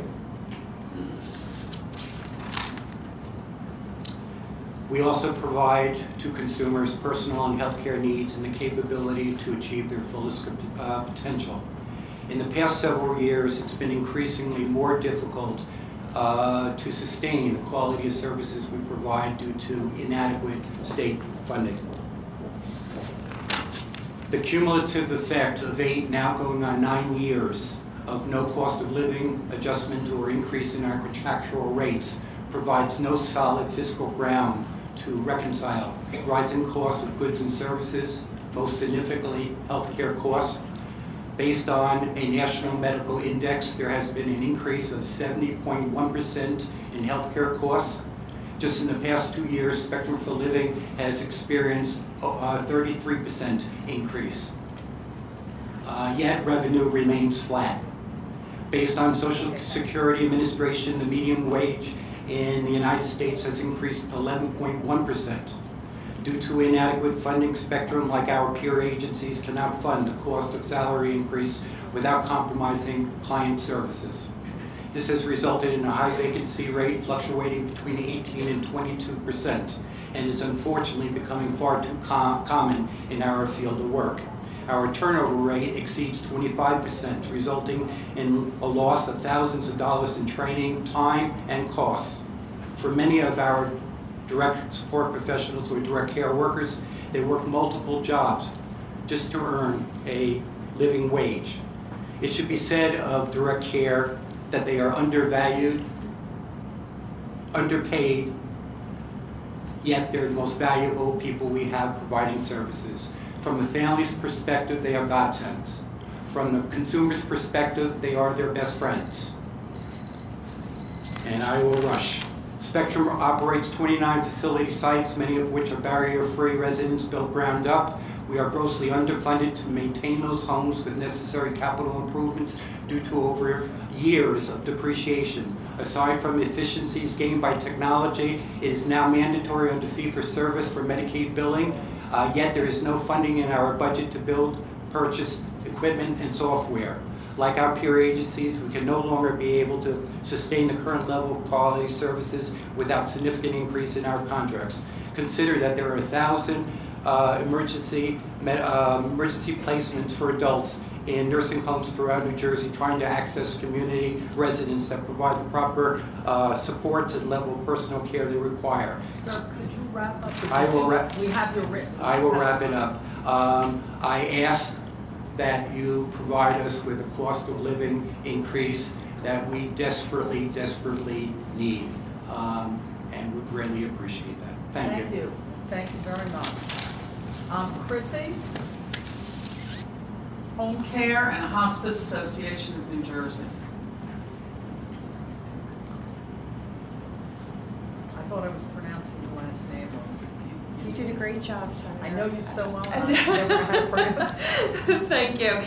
Good afternoon, members of the committee. My name is Chrissy Budas, President and CEO of the Home Care and Hospice Association of New Jersey. We represent the state's Medicare certified home health agencies housed in the Department of Health. Our licensed healthcare service firms in the Division of Consumer Affairs and hospices back in the Department of Health. I included my written testimony, so I will try to be brief and just summarize some of the main points for you. What I included in our testimony is a recent report basically which proves what many of us have thought and who support home care in New Jersey, that patients who utilize Medicare home health care after a hospital stay are at least 30% less likely to require another hospitalization within 30 days. And in doing so, this study has proved that we have saved Medicare millions of dollars. So as you explore policies in the healthcare arena, we encourage you to look at future policies that further encourage folks to remain in their home, which is obviously where we know a lot of folks want to remain. So if you have any questions on the study, please let me know. A couple of things I just wanted to bring to your attention, and again is included in my written testimony, is around some of the workforce challenges that we are experiencing in the home and community-based care. And I'm sure several other folks have come up and talked with you about some Medicaid reimbursement, and unfortunately we also have some of the similar concerns around reimbursement to make sure that we have a qualified, adequate workforce in the home and that we're able to service the state's Medicaid population. As you know, it's very challenging in a managed care environment in terms of rate setting and meeting those demands. So we are looking for, in the upcoming budget, to have the legislature include a provision that would not allow the managed care organizations to drop below reimbursement of current fee-for-service levels for personal care assistance. So you'll see that in my written testimony.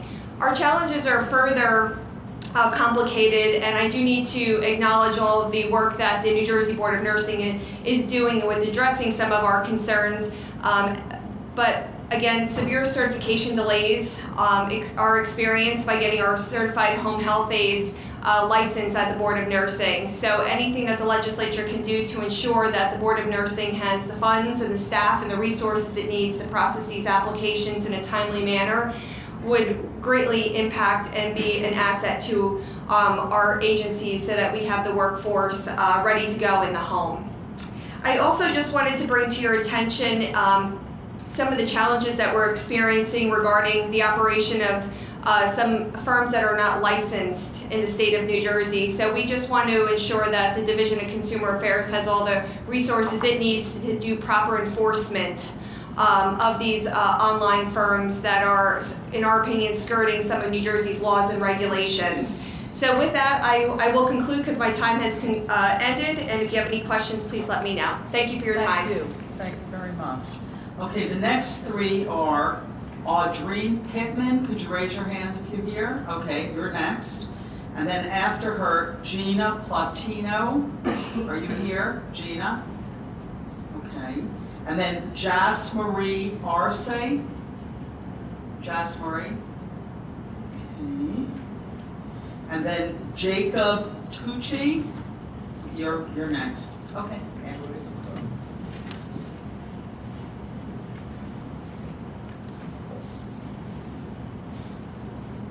Good afternoon, members of the committee. Thank you for this opportunity to speak to you today on a program that is very dear to my heart.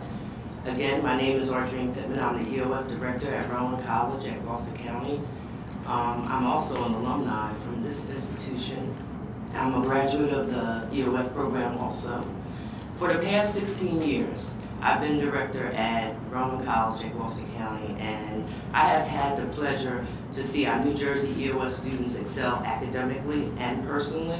The governor's $2.5 million cut to the EOF program, which will return the program to fiscal year 2014. Needless to say, this is detrimental to the program's Article 3 and Article 4 funding. This will affect program services and support staff. The restoration and increase of funds will allow the program to help further support the students and staff towards achieving and maintaining its high success rate among graduating students from low-income backgrounds. Students enrolled in our EOF programs are some of the best and brightest in the world. While many may have come from economically challenged backgrounds, our determination and spirit is embodied in all that is strong and great of New Jersey. The EOF program is very important to me, other EOF students, and to our state. Student success starts with a well-supported EOF program which allows educational affordability and access to higher education. Again, thank you for the opportunity to speak about a program that's dear to my heart. Thank you so much. You're welcome. Thank you. Jacob?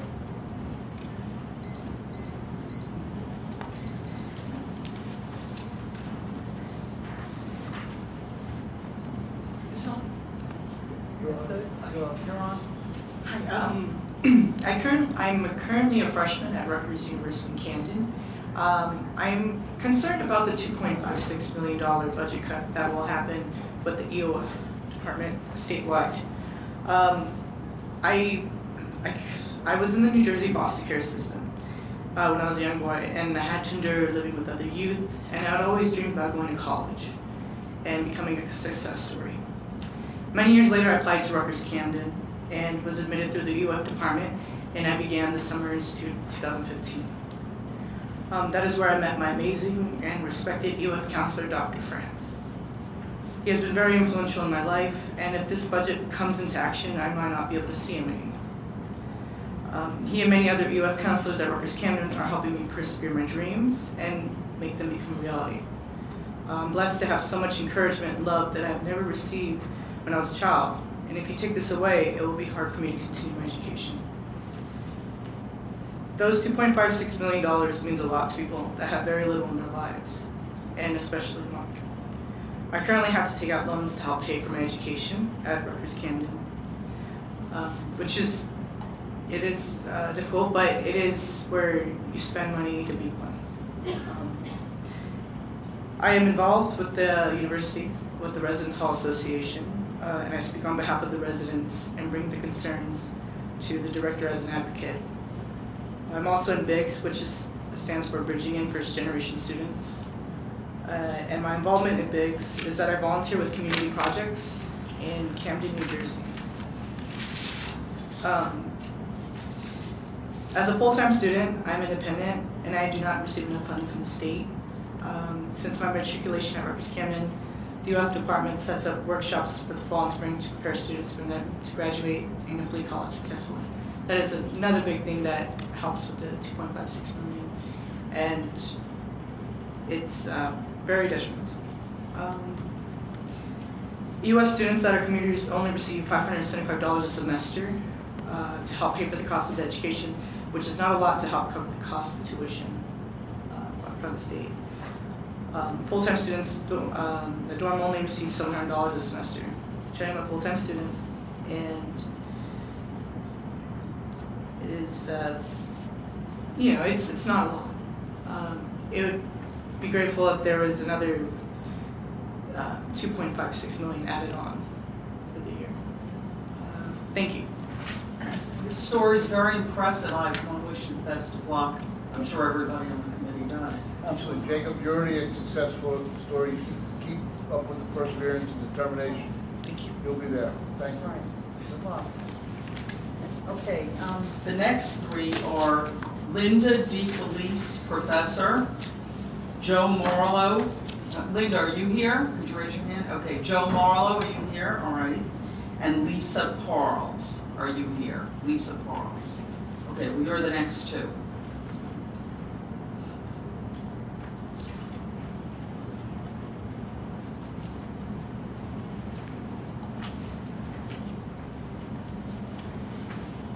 Good afternoon, committee members, and thank you for providing this opportunity for testimony. My name is Linda DeFelice, and I'm a resident of Camden County. I am also a proud supporter of family planning, and I am here today to ask for the restoration of family planning funding into the New Jersey state budget. The family planning center that I know best is Planned Parenthood of Southern New Jersey. Planned Parenthood has been a trusted source of high-quality, affordable health care in my community for over 80 years. People go to Planned Parenthood not to make a political statement, but to receive compassionate and non-judgmental medical care, which is trusted and affordable. That's because despite what some politicians and pundits might say, access to reproductive health care is not a partisan issue. The reality is that cuts to the family planning budget in New Jersey took away the health care that women relied on in our state, including cancer screenings and affordable birth control. After the funding cuts were originally made in 2010, 6 family planning health centers across the state closed, and many faced reductions in services and hours of operation, leading to an increased wait time for family planning services, many of which are highly time sensitive. In short, these funding cuts have played politics with women's lives. Supporters of family planning services know that the best way to prevent unintended pregnancies and the transmission of sexually transmitted infections is to invest in and ensure more women have access to affordable, quality, reproductive health care. As an educator for over 40 years, with 33 of those years as a professor, I have seen the critical importance of family planning services in the lives of my students. Accurate, comprehensive sex education, non-judgmental counseling regarding birth control, and testing for sexually transmitted infections are examples of services needed by college students. Such services allow women to make informed decisions about their reproductive health care. As a result of making informed decisions, women can then take better advantage of educational and economic opportunities, thus improving their own future and that of their families. Family planning is smart and sensible and needs to be a vital component of our state budget. I ask that the New Jersey legislature helps the women of our state access these services by restoring funding for family planning services in the state budget. Thank you very much.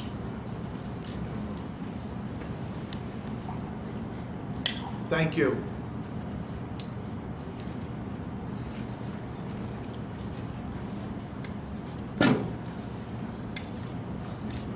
Good afternoon. My name is Joseph Marlowe, and I'm a resident of Camden County. I'm here to offer my testimony on the importance of investing in family planning services in the state budget. I have a Master of Public Health degree, and I've studied the significant return on investment associated with investing in family planning. Family planning services encompass a wide range of reproductive health services for women and men. The testing and treatment of sexually transmitted infections, known as STIs, is a core service of family planning providers that helps keep individuals healthy and safe.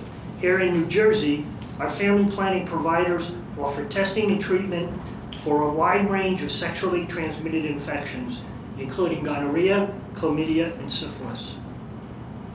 However, after funding for family planning services was eliminated from the state budget in 2010, health centers across the state were forced to cut back hours or staff or close their doors altogether. Health centers have struggled to keep up with the demand for STI testing and treatment, which is an important component of the family planning medical visit. Last month, new data showed an alarming trend. In 2014, more than 37,000 bacterial sexually transmitted infections were diagnosed in New Jersey. This means that since 2009, the last year that family planning services were funded in the state budget, the rate of bacterial STIs has risen more than 27% statewide. In 1/3 of state counties, the rate has risen nearly 50% or more. And in 4 of the 5 counties where health centers closed after the 2010 funding cuts, the rate has risen higher than the state average. These trends underscore an alarming fact.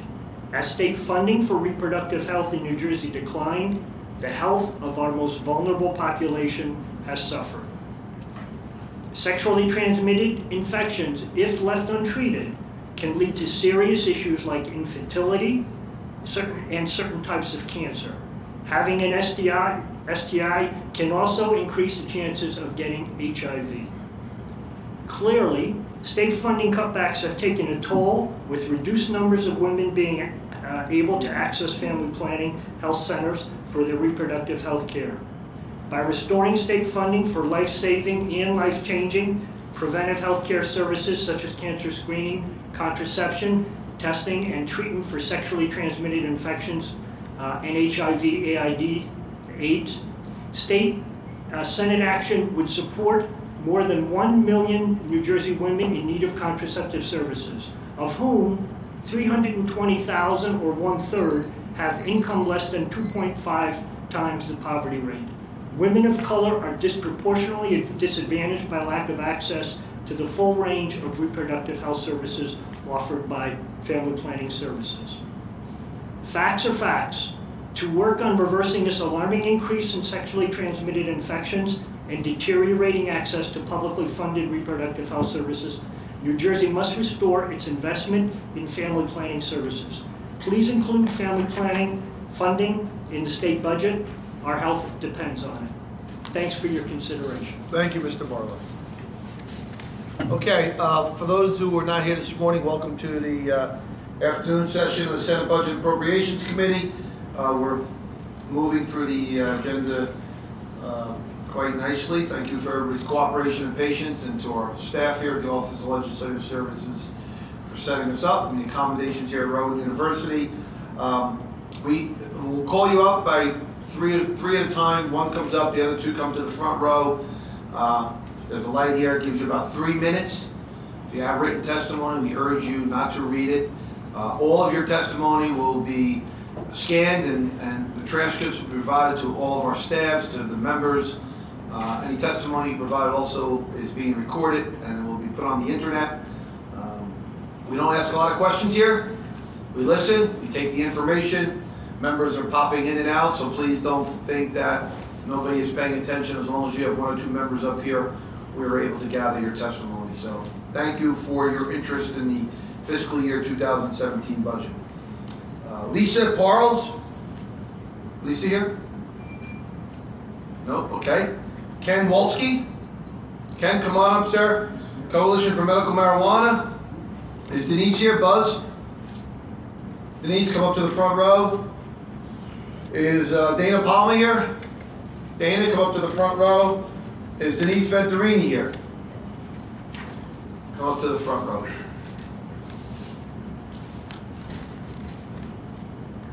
And Lisa, I don't know Lisa, right? Okay. Ken? Thank you, Chairman Sarlo and members of the Budget Committee. My name is Ken Wolski. I'm Executive Director of the Coalition for Medical Marijuana New Jersey. We're a 501c3 nonprofit educational organization. We're all volunteers, and we've been around since 2003.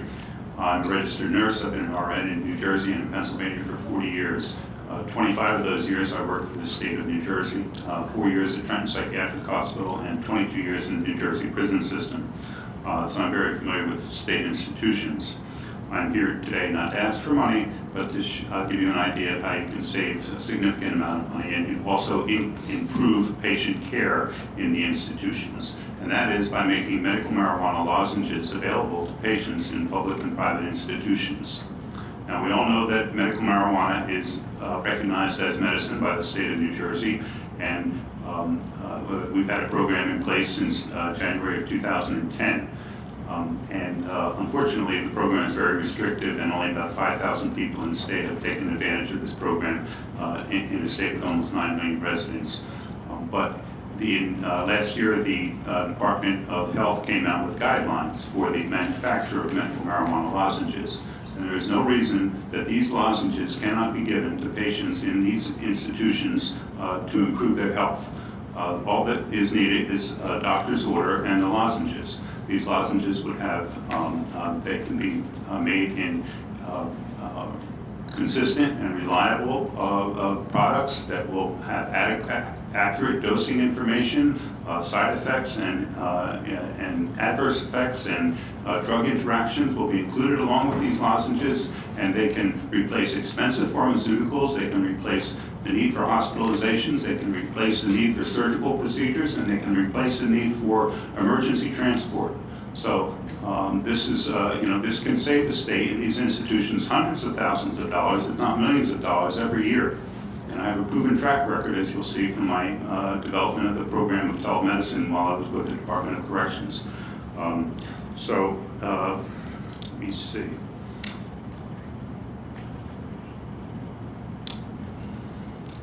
Marijuana just has tremendous therapeutic potential, and one of the best things about marijuana is that it can treat comorbidities. So we have seen, for example, when a patient is given marijuana to treat seizure disorder, that the autistic behavior is also calmed and treated effectively.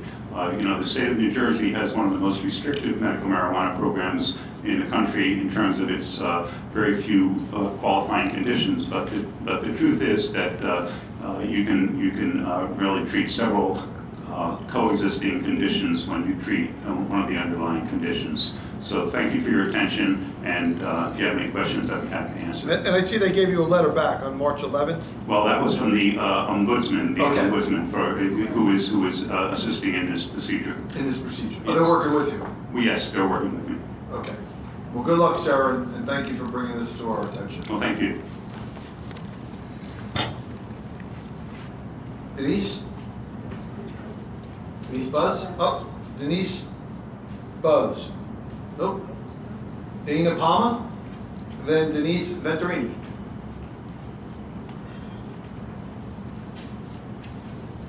Dana Palmer with the Inspira Health Network Life.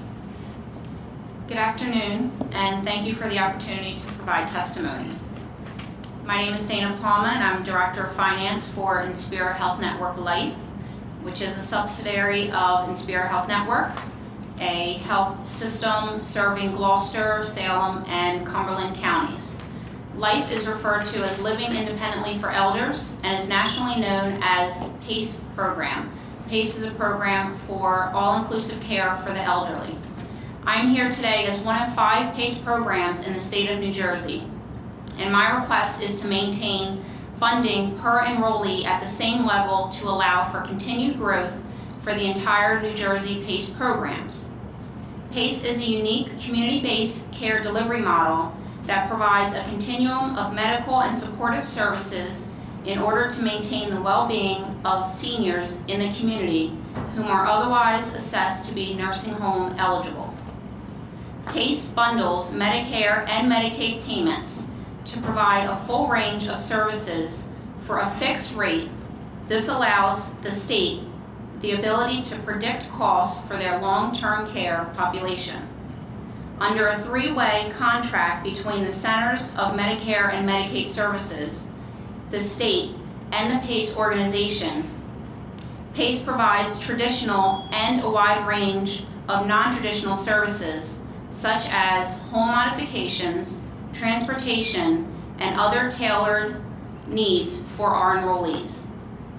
This flexibility is a key reason why PACE is successful in reducing unnecessary emergency room visits, hospital admissions, readmissions, and nursing home admissions for the most vulnerable. As payer and provider of all needed services, PACE organizations, such as Inspira Life Program, are incentivized by being fully at risk. Under capitation, our goal is to offer the right care in the right setting for the right amount of time to achieve the best possible outcome. In the absence of PACE, almost all participants would need to live in a nursing home. As the Medicaid portion of the state budget grows, PACE provides a cost-effective alternative to permanent home placement. Even though all PACE participants have been certified by the state as clinically eligible for nursing home care, over 90% continue to reside in the community. PACE is fully accountable to the patients, families, and the government for the care and quality of care, accepting 100% responsibility for the cost and quality of care across all providers and settings. The results have been better health outcomes, better value, and savings. I am here today as PACE is aligned with the state's goals and increasing home care and community-based while reducing the use of institutional settings. There's an opportunity for the program to significantly grow in many parts of the states, yet past budget cuts currently provide providers, and current providers are hesitant to expand their programs, and potential providers sit on the sidelines, waiting to see where the future funding is headed. The reality is that the further budget cuts are not sustainable and threaten the viability of this program, and ultimately the quality of life for our participants and families.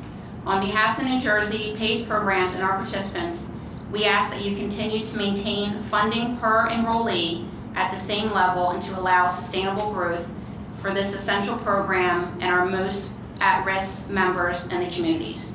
In my testimony, you have received a list of the current PACE programs in New Jersey, as well as 2 success stories and other testimonies from our participants and families who have been touched by our program that we serve. Thank you.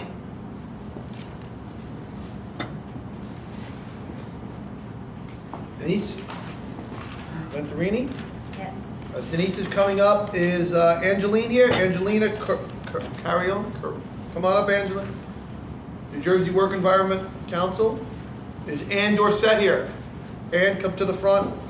Michael Piper.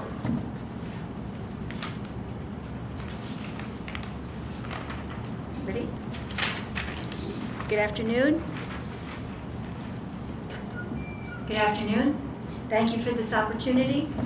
I am here representing Cape Hope. We are a homeless advocacy group in Cape May County, a 501c3.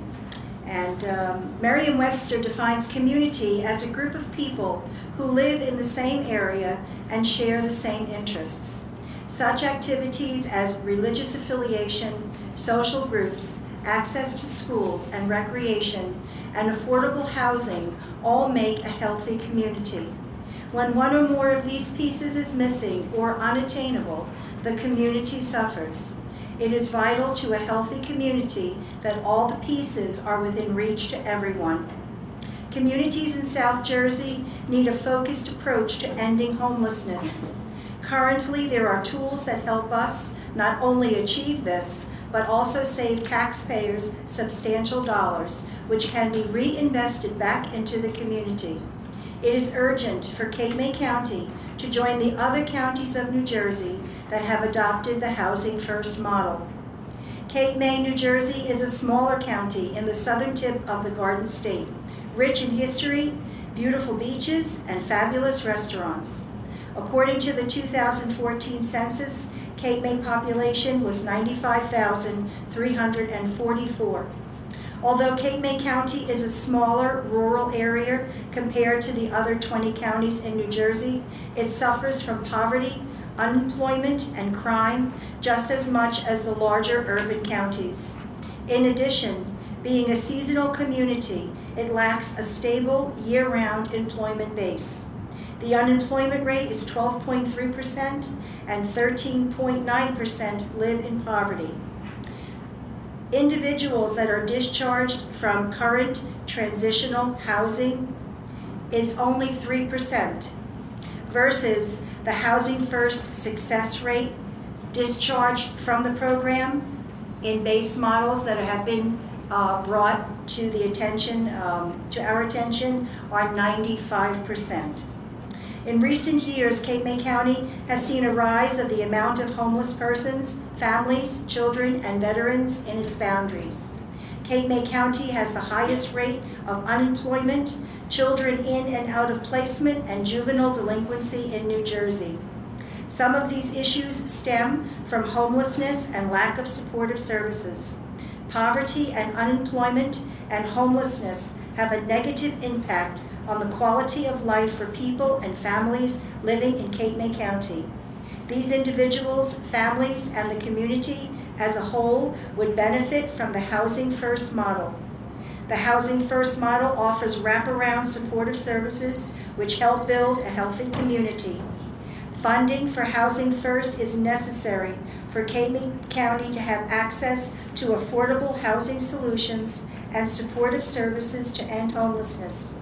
It is vital to send a positive message to the southern tip of New Jersey and to continue to find and support new ways to support Housing First programs.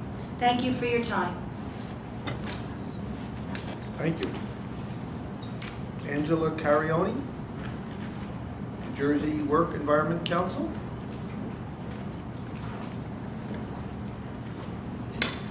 Good afternoon, members of the committee. My name is Angelina Carrione.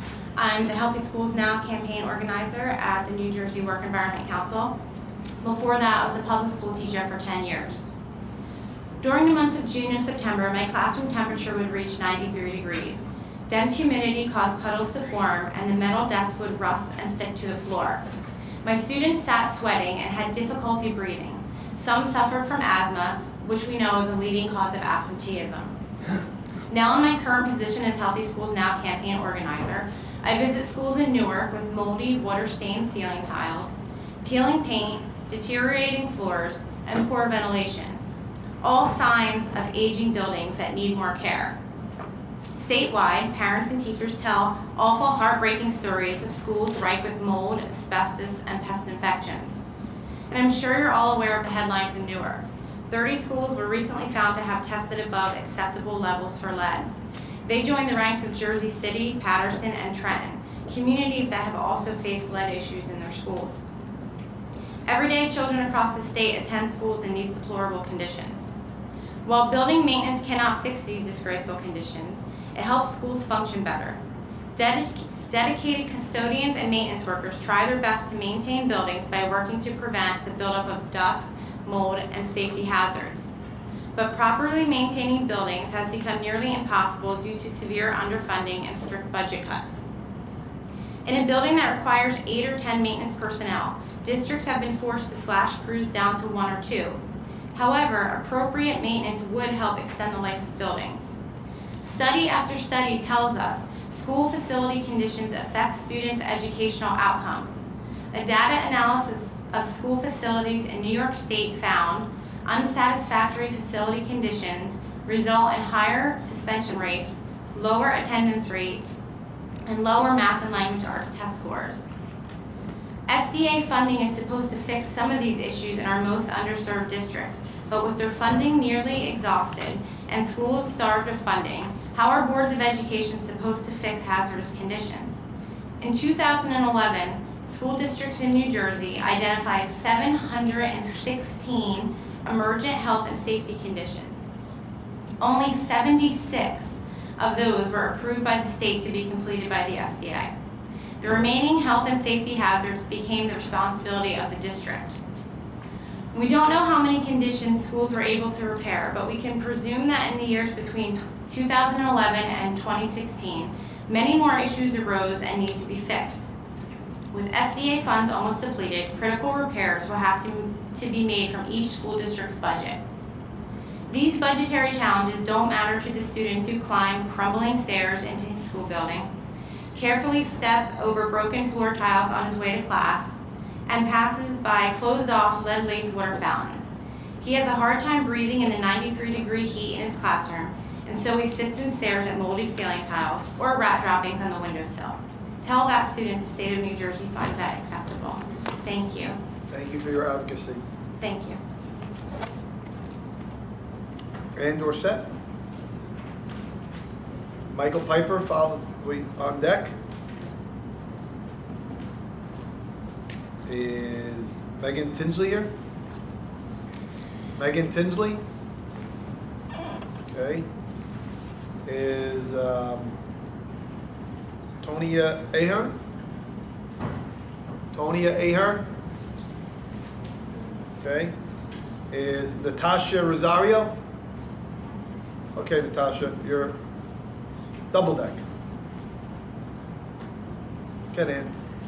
Hey, good afternoon. Thank you so much for inviting me or allowing me to speak today. I do want to welcome you to South Jersey because we're very proud of Rowan and we're very proud of our community here in South Jersey. I'm a resident of Gloucester County. I have a farm about 5 miles from here. So I'm here to direct your attention to agriculture and to the services that we have in agriculture. I'm a member of the Gloucester County Board of Agriculture. I've been on the State Board of Agriculture, and so I'm wanting you to excuse me, I'm sorry. No, I'm sorry. Okay, you can keep going. Okay. I'm wanting to point out the benefits of our own State Department of Agriculture. It's a marvelous direct service to us. The board itself is nominated by the counties and by county representatives, so it's very much attuned to what we're doing. Level budgeting has caused a couple of things I'm very concerned about. For example, the animal health labs have taken a cut. That's the lab that works with our animal diseases. You know, New Jersey is right on the front line of new and incoming diseases. Right next door, it lives right next door to our public health service. So I'm concerned about that. Another thing, for example, is infrastructure. Staff is aging, but they're not complaining so much. However, the buildings are a problem. One of the main ones being the bug lab. It's a very state-of-the-art research program in entomology, but the building itself is a constant struggle. It needs repairs, maybe even replacement. Right now, I'm also on the board of managers for the Rutgers research stations. That's commonly known as Extension. Right here, down the street, just a little few blocks away, is the County Extension Office. That program, as a land grant program, was charged originally with teaching and skills. That has now translated into the community programs for youth and gardens and clean food in towns and suburbs, as well as farmer education. Need that badly. They're also on level funding, and so I've been concerned about some of the services that we are worried about losing with the extension office, and would hope you pay attention to what they're needing. One of the big problems is that they are being loaded with a over $700,000 pension benefits package that they've not had before, and no increase. You're nodding, you know what I mean. I know what you mean. Please consider. What do you have on your farm? Oh, I have animals, I have horses. You have livestock? I have livestock, so that's why I'm concerned about it. How big is your farm? About 70 acres. Wow. It is big for North Jersey. What do you have? You have what type of? I have family pleasure horses that we raise Arabians for pleasure and show. Nice. It's a great lifestyle. A lot of work done. Yeah, well, it's a lifestyle. It's like a lot of farmers. You know, you go out there every day and you expect to. But what I came and thought I would pound the table about is farmland reservation funds. Yep. You know, there's only $3 million left, and it's being scrambled over by 5 counties that are even eligible for it. However, it seems that 969 is going to deal with that nicely if you will fold that into the budget, along with the funding from last year. We're feeling as though it's what we voted for. Thank you. Thank you. We don't have any farmland preservation in Bergen County. We don't have. Bergen County, we don't have any farm preservation. So we're not competing. I'm not taking any of your money. I'm not competing with you. But it's a gorgeous state. We need to keep it open. I hear you loud and clear. It's very important. Yes. And it's beautiful down here, by the way. Thank you. We think so too. Natasha Rosario, Camden Coalition of Healthcare Providers. Hello, Natasha. Hello. Is Flohisha Johnson here? Flohisha and Altois Frazier? Okay. Parents? Mom and parents come up. You're up next. Is John Staub here? John, you're up after our parents. Okay. Good afternoon, Chairman Sarlo and honorable members of the Senate Budget Committee. Thank you for the opportunity to testify today. My name is Natasha Rosario. I'm Associate Counsel and Associate Director of Policy and Engagement for the Camden Coalition of Healthcare Providers. I'm here today to ask for your support for the 3 state-certified Medicaid accountable care organizations in the FY 2017 budget. In 2011, the legislature passed and Governor Christie signed into law New Jersey PL 2011, Chapter 114, establishing a 3-year Medicaid ACO demonstration project in New Jersey that gives New Jersey Medicaid the opportunity to pilot quality improvement initiatives and to find shared savings. The model coordinates the care of our most vulnerable citizens. The ACO identifies those who are high utilizers of hospital care, as well as the barriers to primary care that may prompt these people to instead seek care from hospitals, an expensive and often inappropriate setting for the care they really need.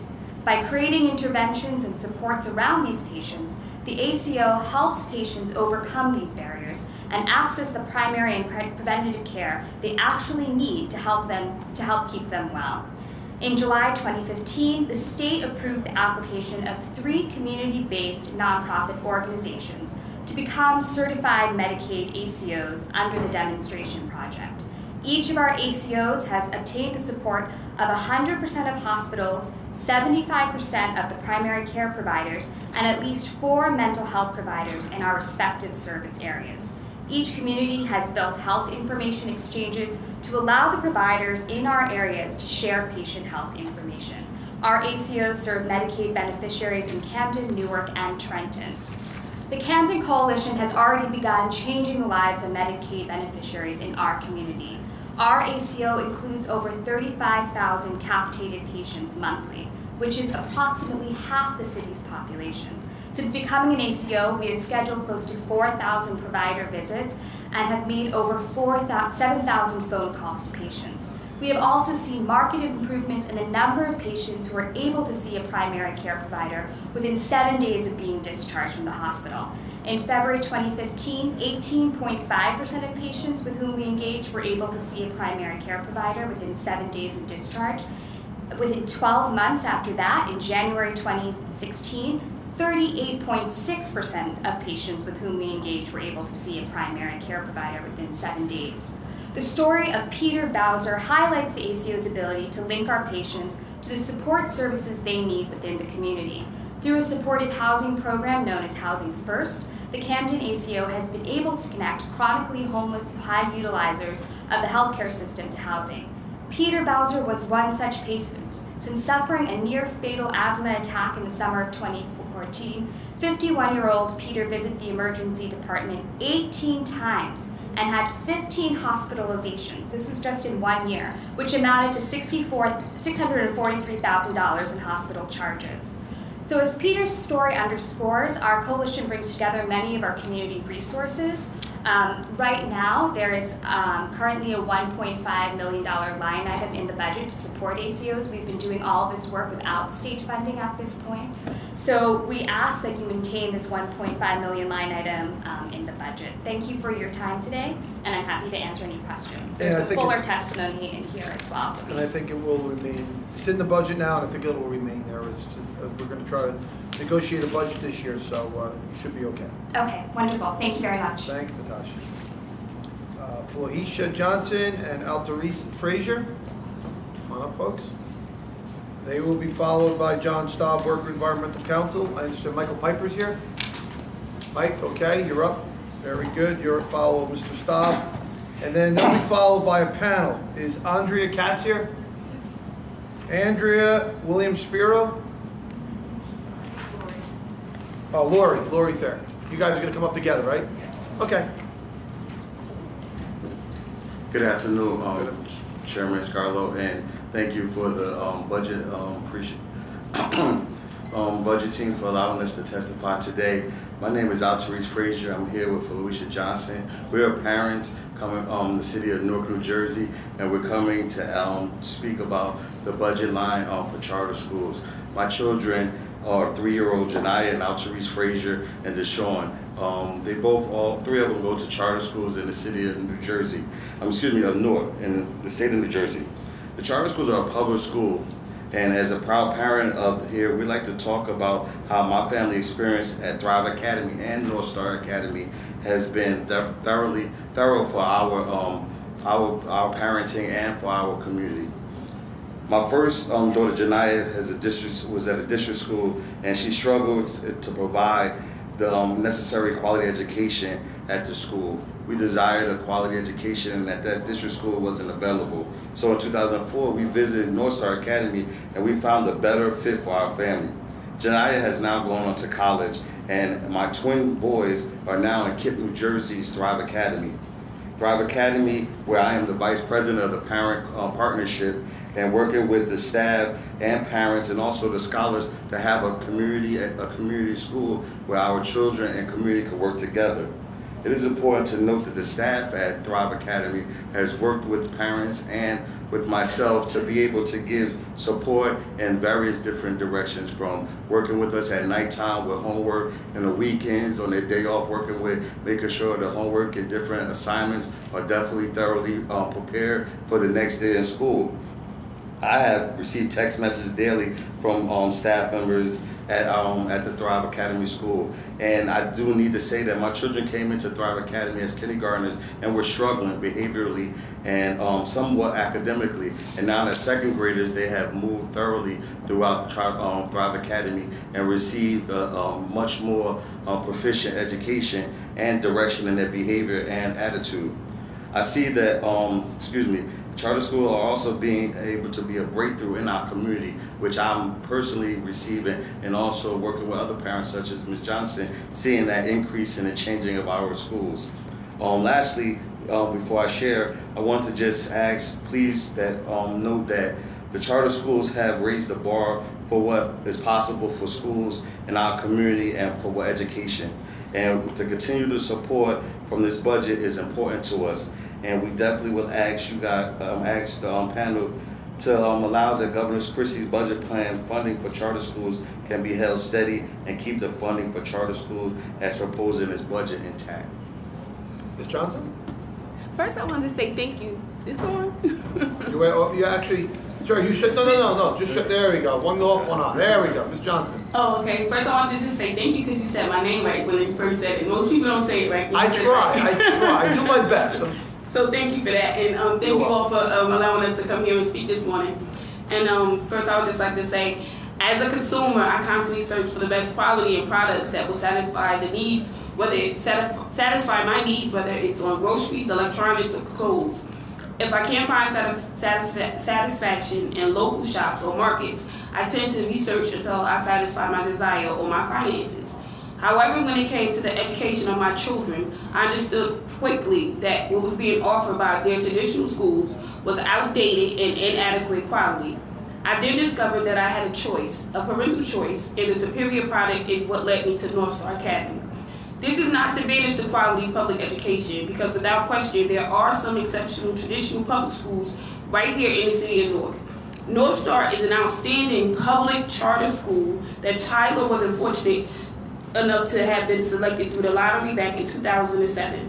My other son, Taylor, joined him in 2009. My son, Tyler, loves being a part of the geographic club and the basketball team, and my son, Taylor, is into the chess club and as well as Morning Circle Drum Squad. They both are also a part of Pop Warner Central Ward Blue Devils football team. My son is Mage Mentoring Program in Veterans of America Post 1094. Attending North Star has given Tyler and Taylor time management skills that have helped them to excel in school as well as all their extra after-school activities. It's been an experience at North Star. Their innovative teaching methods and their strict level of accountability, not only for the scholars, but as well as for the parents, has produced great results, not only for my sons Tyler and Taylor, but also all the scholars that attend. The teachers there are educationally driven, as the campuses are structured to foster a close partnership between parents and scholars. North Star is something different. The teachers tend to dig a little deeper. Whether it was Ms. Hinton sitting on the floor of the hallway with Taylor to help him prepare for his final performance task last school year, or when I thought North Star was too much, not only for Tyler, but for me as a parent, but was encouraged to stay by Ms. Jackson. She would not take no for an answer. Other alumni and parents had similar experiences at North Star. I am forever grateful for them influencing me to stay. When I read text messages of how well my sons are performing, or that text of how well the day was totally off task for Taylor, I value that, and I welcome that communication I had with the teachers at North Star. The education that my sons are receiving is far more than what I can imagine.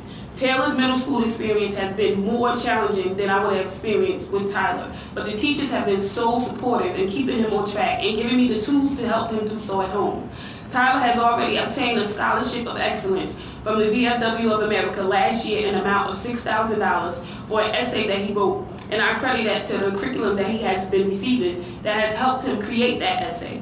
Tyler will be a part of the first graduating class to complete K through 8th grade this upcoming June, something that I'm very proud of, not only for Tyler, but for all the entire graduating class, and for me as a parent and all the other parents as well. I am so grateful for North Star and to have had the choice to find a great charter school option for my kids. I know many other parents who feel the same way that I feel, and Tyler and Taylor are on the road to success with not only the nurturing that they receive from home, but as well from the school focusing on the core values, which are courage, responsibility, justice, and caring. With these tools in hand, the sky is the limit for my children. And I say all of this to say that charter schools are performing, and I fully believe that you guys keep the budget the same way that it is, and be fair across the board with the charter school budget.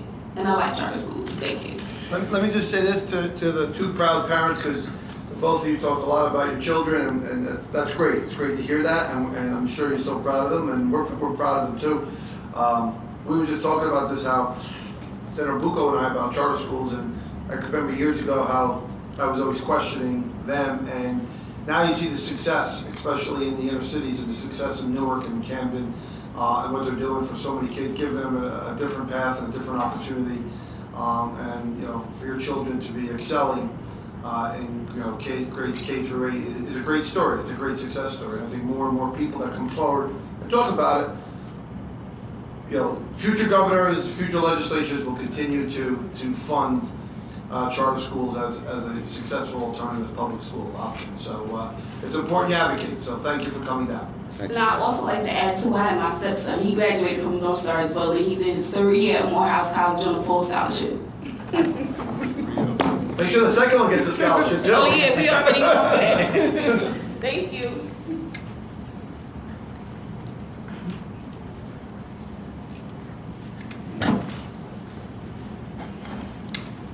Good afternoon. My name is John Stepp. I'm not affiliated with WEC. I collaborate with them. I guess I'm speaking as a individual. Good afternoon, Chairman Sarlo, members of the Budget and Appropriation Committee. I am and have been a school building maintenance employee for the past 25 years in the Pine Hill School District in Camden County. I'm here today to speak about the need to fund our schools appropriately. As a building maintenance employee, I am given a responsibility that I take very seriously. My #1 focus is to keep the learning environment safe and comfortable for our children so that they get the most out of their educational programs. I am deeply saddened and concerned when I see the decisions made in Trenton regarding school funding trickle down to the point where districts are forced to lower the expectations of what a clean and safe learning environment is. When a district is faced with either cutting programs or cutting operational costs, you really give them no choice but to slash the operational cost. The first thing that occurs is replacing products used with cheaper and less effective and less safe products. Next, the inventory of the maintenance products is cut to the point where instead of being proactive when addressing concerns, districts are forced to being reactive, and repairs are left waiting for funds or parts on order. The final blow is at the point when the district resorts to having to cut custodial maintenance staff. Once you start to lose these people, you not only lose the manpower, but you lose the knowledge of the buildings. The foundation of future repairs, upgrades, and daily operation is then put to risk because the resource and knowledge base is no longer available to assist in the decision-making and smart spending options. Like most change, this impact is not instant. It is instead a slow and quiet process. Meeting the inhabitants of the buildings, our children, become used to the substandard environment. Are we okay with that? I'm a person with the boots on the ground, and I see this happening right in front of my eyes, so anyone interested in convincing me that this is not happening is wasting their time. This is an issue in any district, more so in districts with less access to funding. I'm asking you, the leaders of our great state, to empower me and my working peers to do what we are paid to do, to give back to our children the opportunity to have a safe, clean, and healthy learning environment so that our institutions can propel our children to the highest level possible in adulthood. Winston Churchill said, "We shape our buildings, thereafter they shape us." Let us not allow our children to be shaped by substandard expectations. Please fund our schools. Thank you. Thank you, sir. Okay, Andrea Katz and Lori Fair, to come on together. Oh, all right, that's okay. Come on up. John, you next. I'm sorry, I jumped ahead of you. I'm sorry. Are we okay? Do you want him to come up? Oh, Mike Piper, I'm sorry. Mike, come up, I'm sorry. Mike, come on up. I apologize, everybody. Then Andrea and Lori. Sorry about that, sir. Is Bill Spiro here?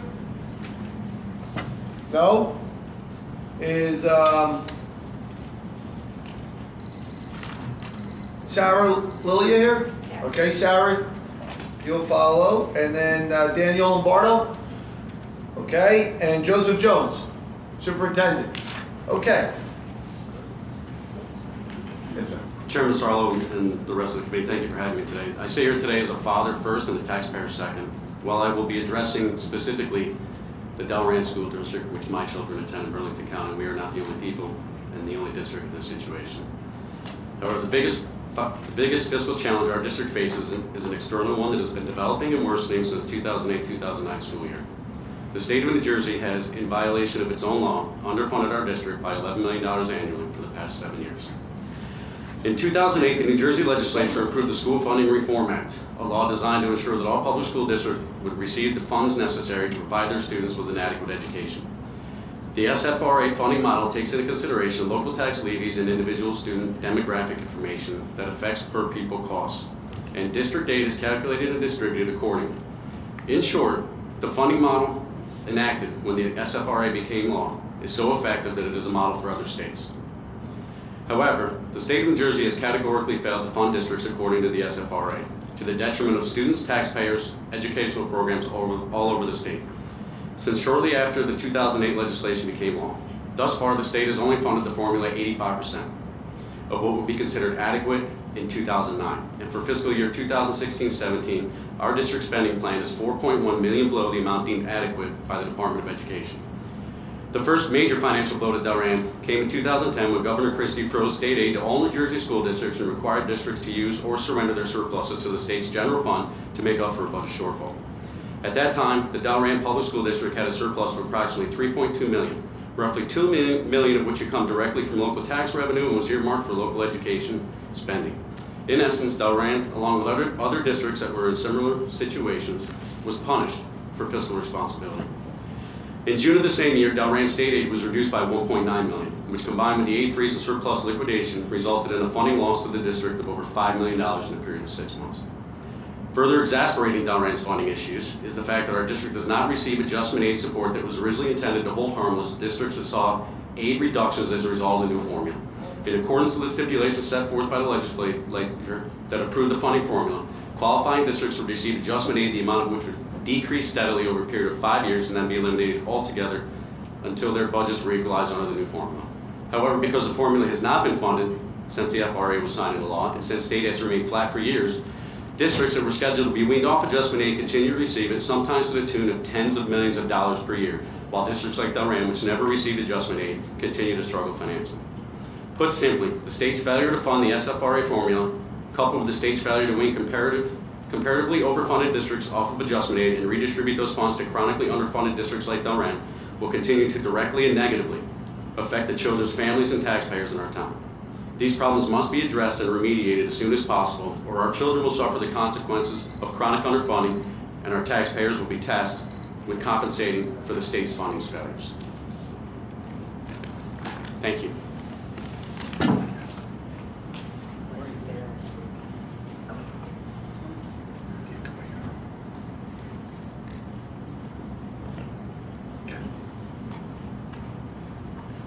Sir, bring some.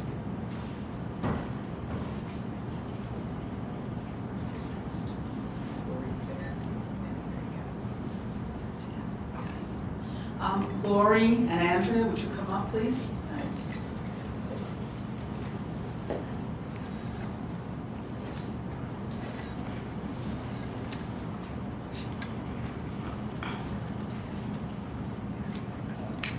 Thank you.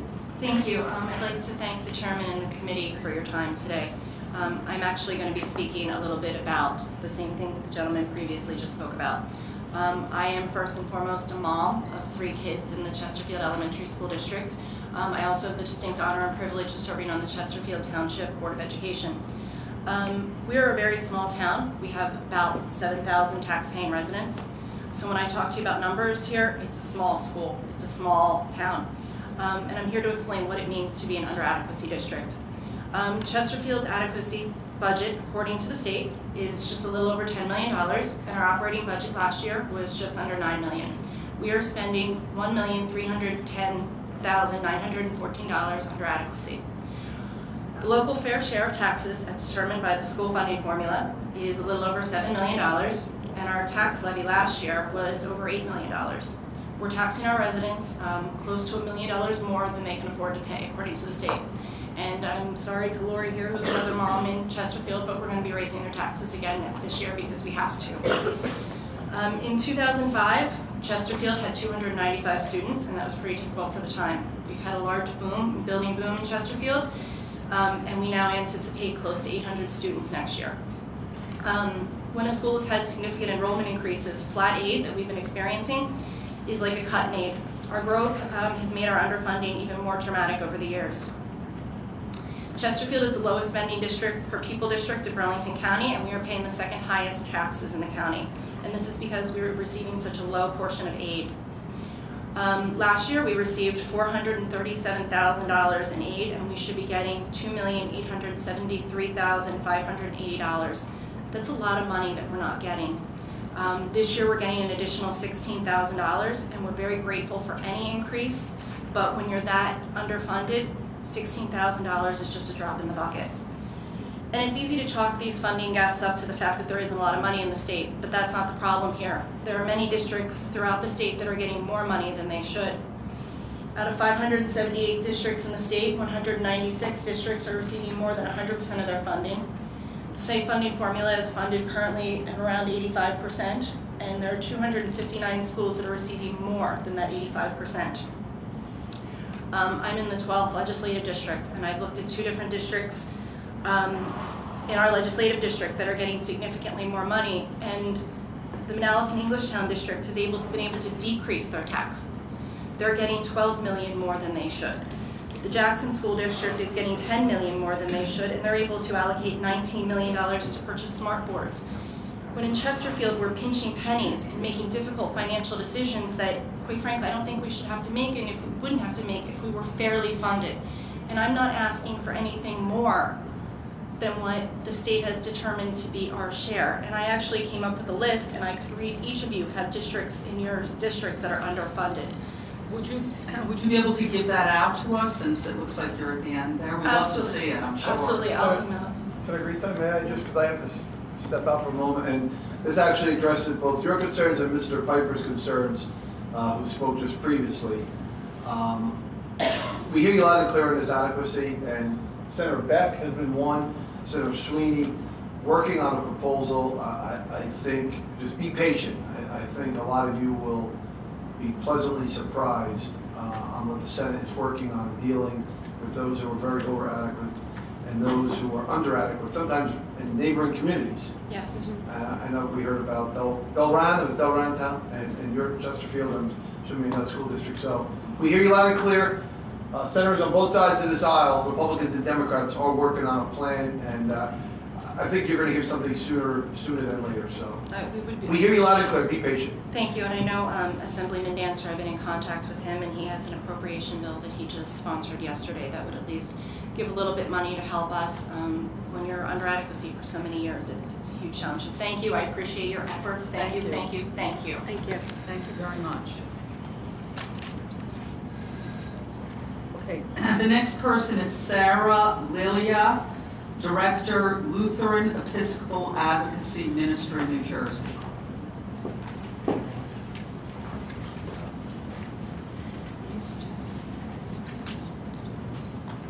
Good afternoon. Thank you very much for holding these hearings and allowing me an opportunity to speak.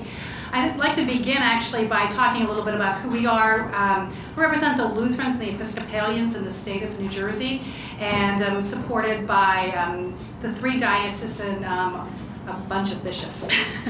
But I guess I want to begin by saying that our faith really does guide us in our understanding of the world we live in, and it aids in our decision making. It inspires us to work for justice. So there are several issues that we would like to address your attention to today, particularly around the issues that focus, we can cluster around the issues of poverty.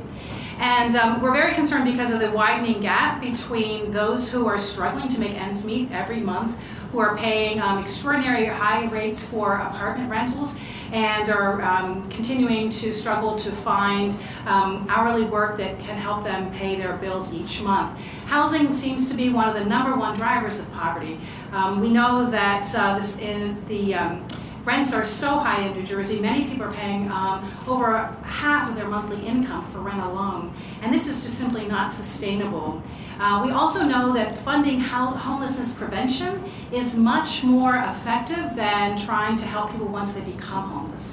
So these questions about how to remedy homelessness really starts with some basic preventative measures like state rental assistance programs that haven't had any new funding in many years, and also assistance so that people can continue to stay in their homes with perhaps additional support for food through SNAP benefits and other assistance opportunities. We're really concerned about Work First New Jersey. It's an important program because Work First New Jersey and TANF benefits aid the extremely poor. These aren't people who are working for hourly wages, but these are people who are often unemployed or on and off because of mental illnesses, medical illnesses or other issues. So that when we talk about poverty alleviation in our state, we need to be clear that one size doesn't fit all, that one program won't address all of the needs of those in New Jersey who are struggling and who are working hard. TANF is a program that hasn't been increased in 29 years and is desperately in need of support. We have lots of churches who continue to provide assistance for needy families, and they are struggling because they haven't received any increases in their support as well. Also, we talked a lot about the earned income tax credit. That's been increased, but there's still a need to increase that assistance for people who are working because they invest that money right back in the community. So there's all kinds of resources and support to help people who are struggling, and we'd like to encourage the state to think about and prioritize the needs of the poor because there's such a struggle and such an incredible gap here in our state. It's immoral, it's just simply something that shouldn't be tolerated. And we also know that New Jersey is one of the wealthiest states in the nation, so when you get this incredible gap, it becomes just a problem we can't live with, and we certainly need to encourage you all to do what you can to help care for all the residents. Thanks. Thank you. And you know, the legislature is working on these issues right now. Absolutely. So hope we make Can't miss progress. the opportunity to thank you for that work and to encourage Thank you for your work. Thank you. Daniel Lombardo, President and CEO of Volunteers of America, Delaware Valley.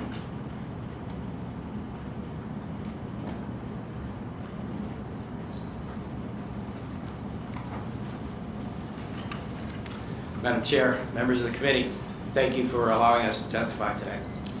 As you heard, I am the CEO of Volunteers of America Delaware Valley. We're an organization that's been around since 1896. We provide services to some of the most disadvantaged people in our society, and we are here and delighted to have you here in South Jersey. Not too very far from you, here in Senator Sweeney's district, we have a family shelter which is literally 5 minutes away from here, and we also have a 60-unit affordable senior housing project not too very far from here. So welcome to South Jersey, and I hope you're enjoying your stay here. I come to you to talk to you about something that you did for us last year, and I'm back at you again to ask you if you wouldn't mind doing it again for us this year. As you know, New Jersey has the very unique distinction of leading the country in reducing its prison population. New Jersey has reduced its prison population by 31% over the last decade. And as a result of creative policies and procedures that you, as an august body, have enacted and changed, not only sentencing policy, but options that are available for treatment of offenders.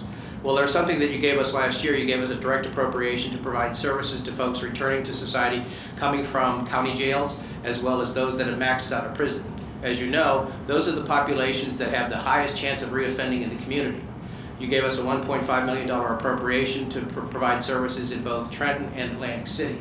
When we looked at the governor's budget this year, we were told that if we reached certain benchmarks, we were told if we could serve 200 people in this coming year, since the grant started in November, we would have 2 more years of funding. Well, so far, you need to know today we've served over 450 people. By the time that the grant expires, we'll serve 600. So we would like you to reconsider adding that additional $1.5 million to allow us to continue our work in Trenton and Atlantic City. We would also like to expand our services to the city of Camden, and we'd also like to do it in the jail, combination jail between Gloucester and Cumberland County, and that would be an additional $1.5 million. Also, you're going to probably be hearing from a lot of folks that now that the new bail program is in place, that there's going to be services that are going to be necessary for folks that are now being eligible for the new bail project. You're going to see folks that are homeless, folks that have chronic mental illness, folks that have addiction issues that will need some services and programs. And that's also going to be something that you're going to be asked to supplement, also asked for additional appropriations for. Now, everything that I've told you is much more clearer and a lot more in detail in the presentation that I left behind, but I'll be willing to answer any questions that you might have. I know we want to thank you for your good work, and I'm sure your request will be taken into consideration.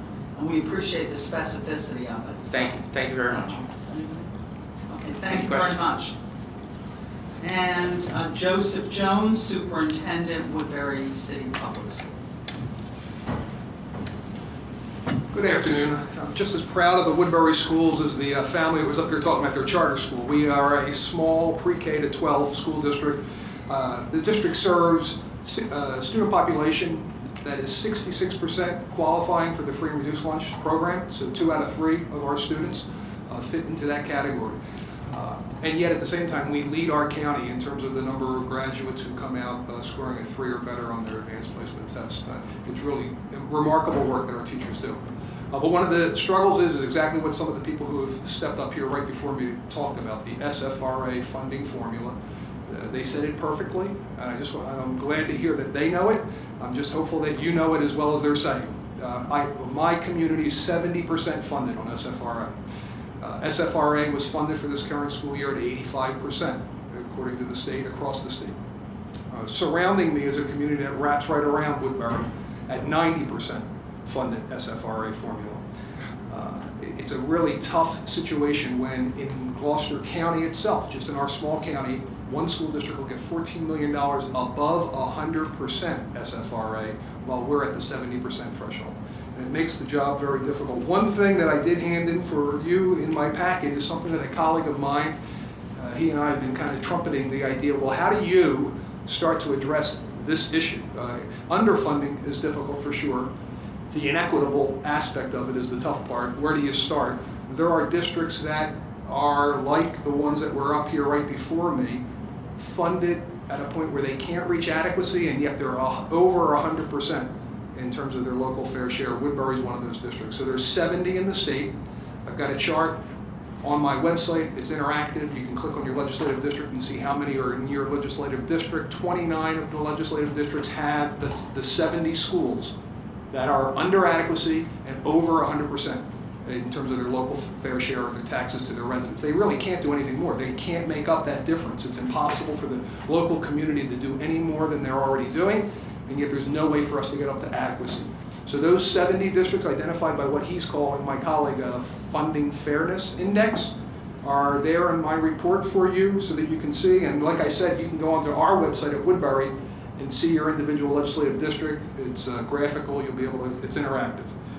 And then the second piece of what I want to talk to you about is make sure that it's kind of tangential to the budget itself, but it's important. The legislative last time you received the adequacy report, you rejected the new weights. Once again, new weights are part of this funding formula for schools where unilaterally the governor's office has reduced what the weight for at-risk students will be. Last time the legislature turned those new weights away, and I'm hopeful that you'll be able to support that as well because it's hurtful to the funding scenario for schools like ours.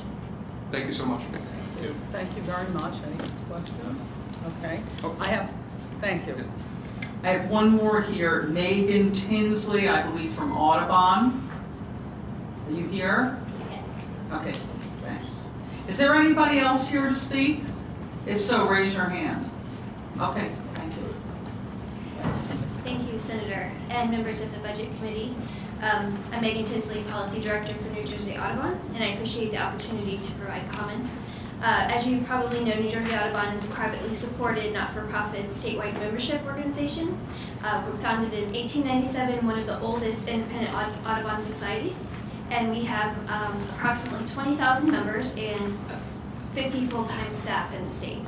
And we are also coordinators of the New Jersey Keep It Green Coalition, which is comprised of 185 member organizations, which work to support the passage of the ballot measure to dedicate funds for open space in November 2014.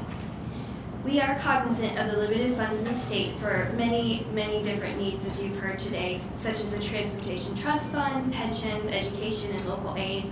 However, because our environment is so critically linked to protecting our growing economy, we absolutely consider it a top priority, and we hope that you will as well. Our future, the health of our citizens, and quality of life depend on clean water, locally grown foods, tourism, and access to parks. As you know, and I mentioned, in November 2014, voters of the state overwhelmingly supported permanently dedicating a portion of the corporate business tax toward open space preservation and stewardship. And it's vital that we ensure that these funds are protected and used as the voters intended.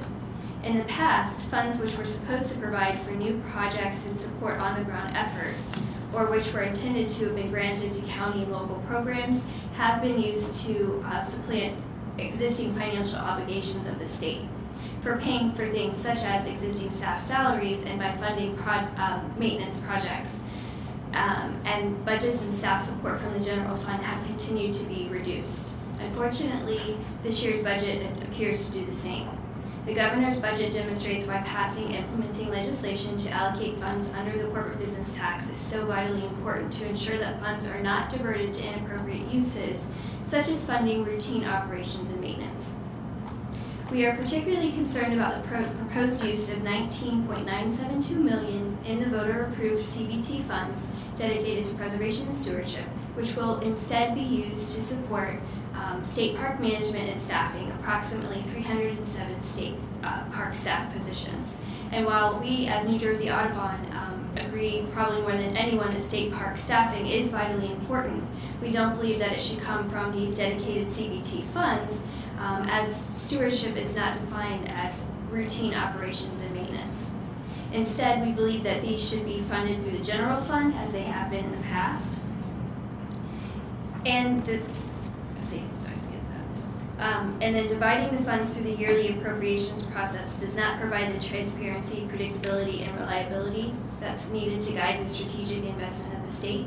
So implementing legislation is required, and we appreciate the Senate's passage of such legislation yesterday, and we will of course call on the Assembly to do the same. And while we appreciate that efforts have been made to minimize cuts overall at the DEP, and we recognize the dire fiscal situation of the state, previous cuts have been disproportionately placed on our environment, and they continue to gravely impact the ability of the department to do its vital work. The overall DEP budget is once again reduced this year approximately by 2.1%. Additionally, for over a decade, the DEP has seen substantial cuts in staffing, going from 4,000 employees to approximately 2,800. So we believe that we should be gradually restoring staffing to previous levels in order to adequately protect the state's land, air, water, and public health. Yes. To wrap up? Oh, sorry. I had timed it for 5 minutes and I forgot. Oh, I'm sorry. I forgot that you said 3. So I'll skip that part and just say we believe that we must continue to invest in our natural capital. If we do not adequately provide for this investment, the state will experience not only decline in our natural resources and the benefits that they provide to residents, but also a significant loss in revenue in the coming years, because we know that the environment and our access to parks and things like that do drive decisions when businesses decide to locate to New Jersey. So thank you for your time. Okay, thank you. Meeting adjourned.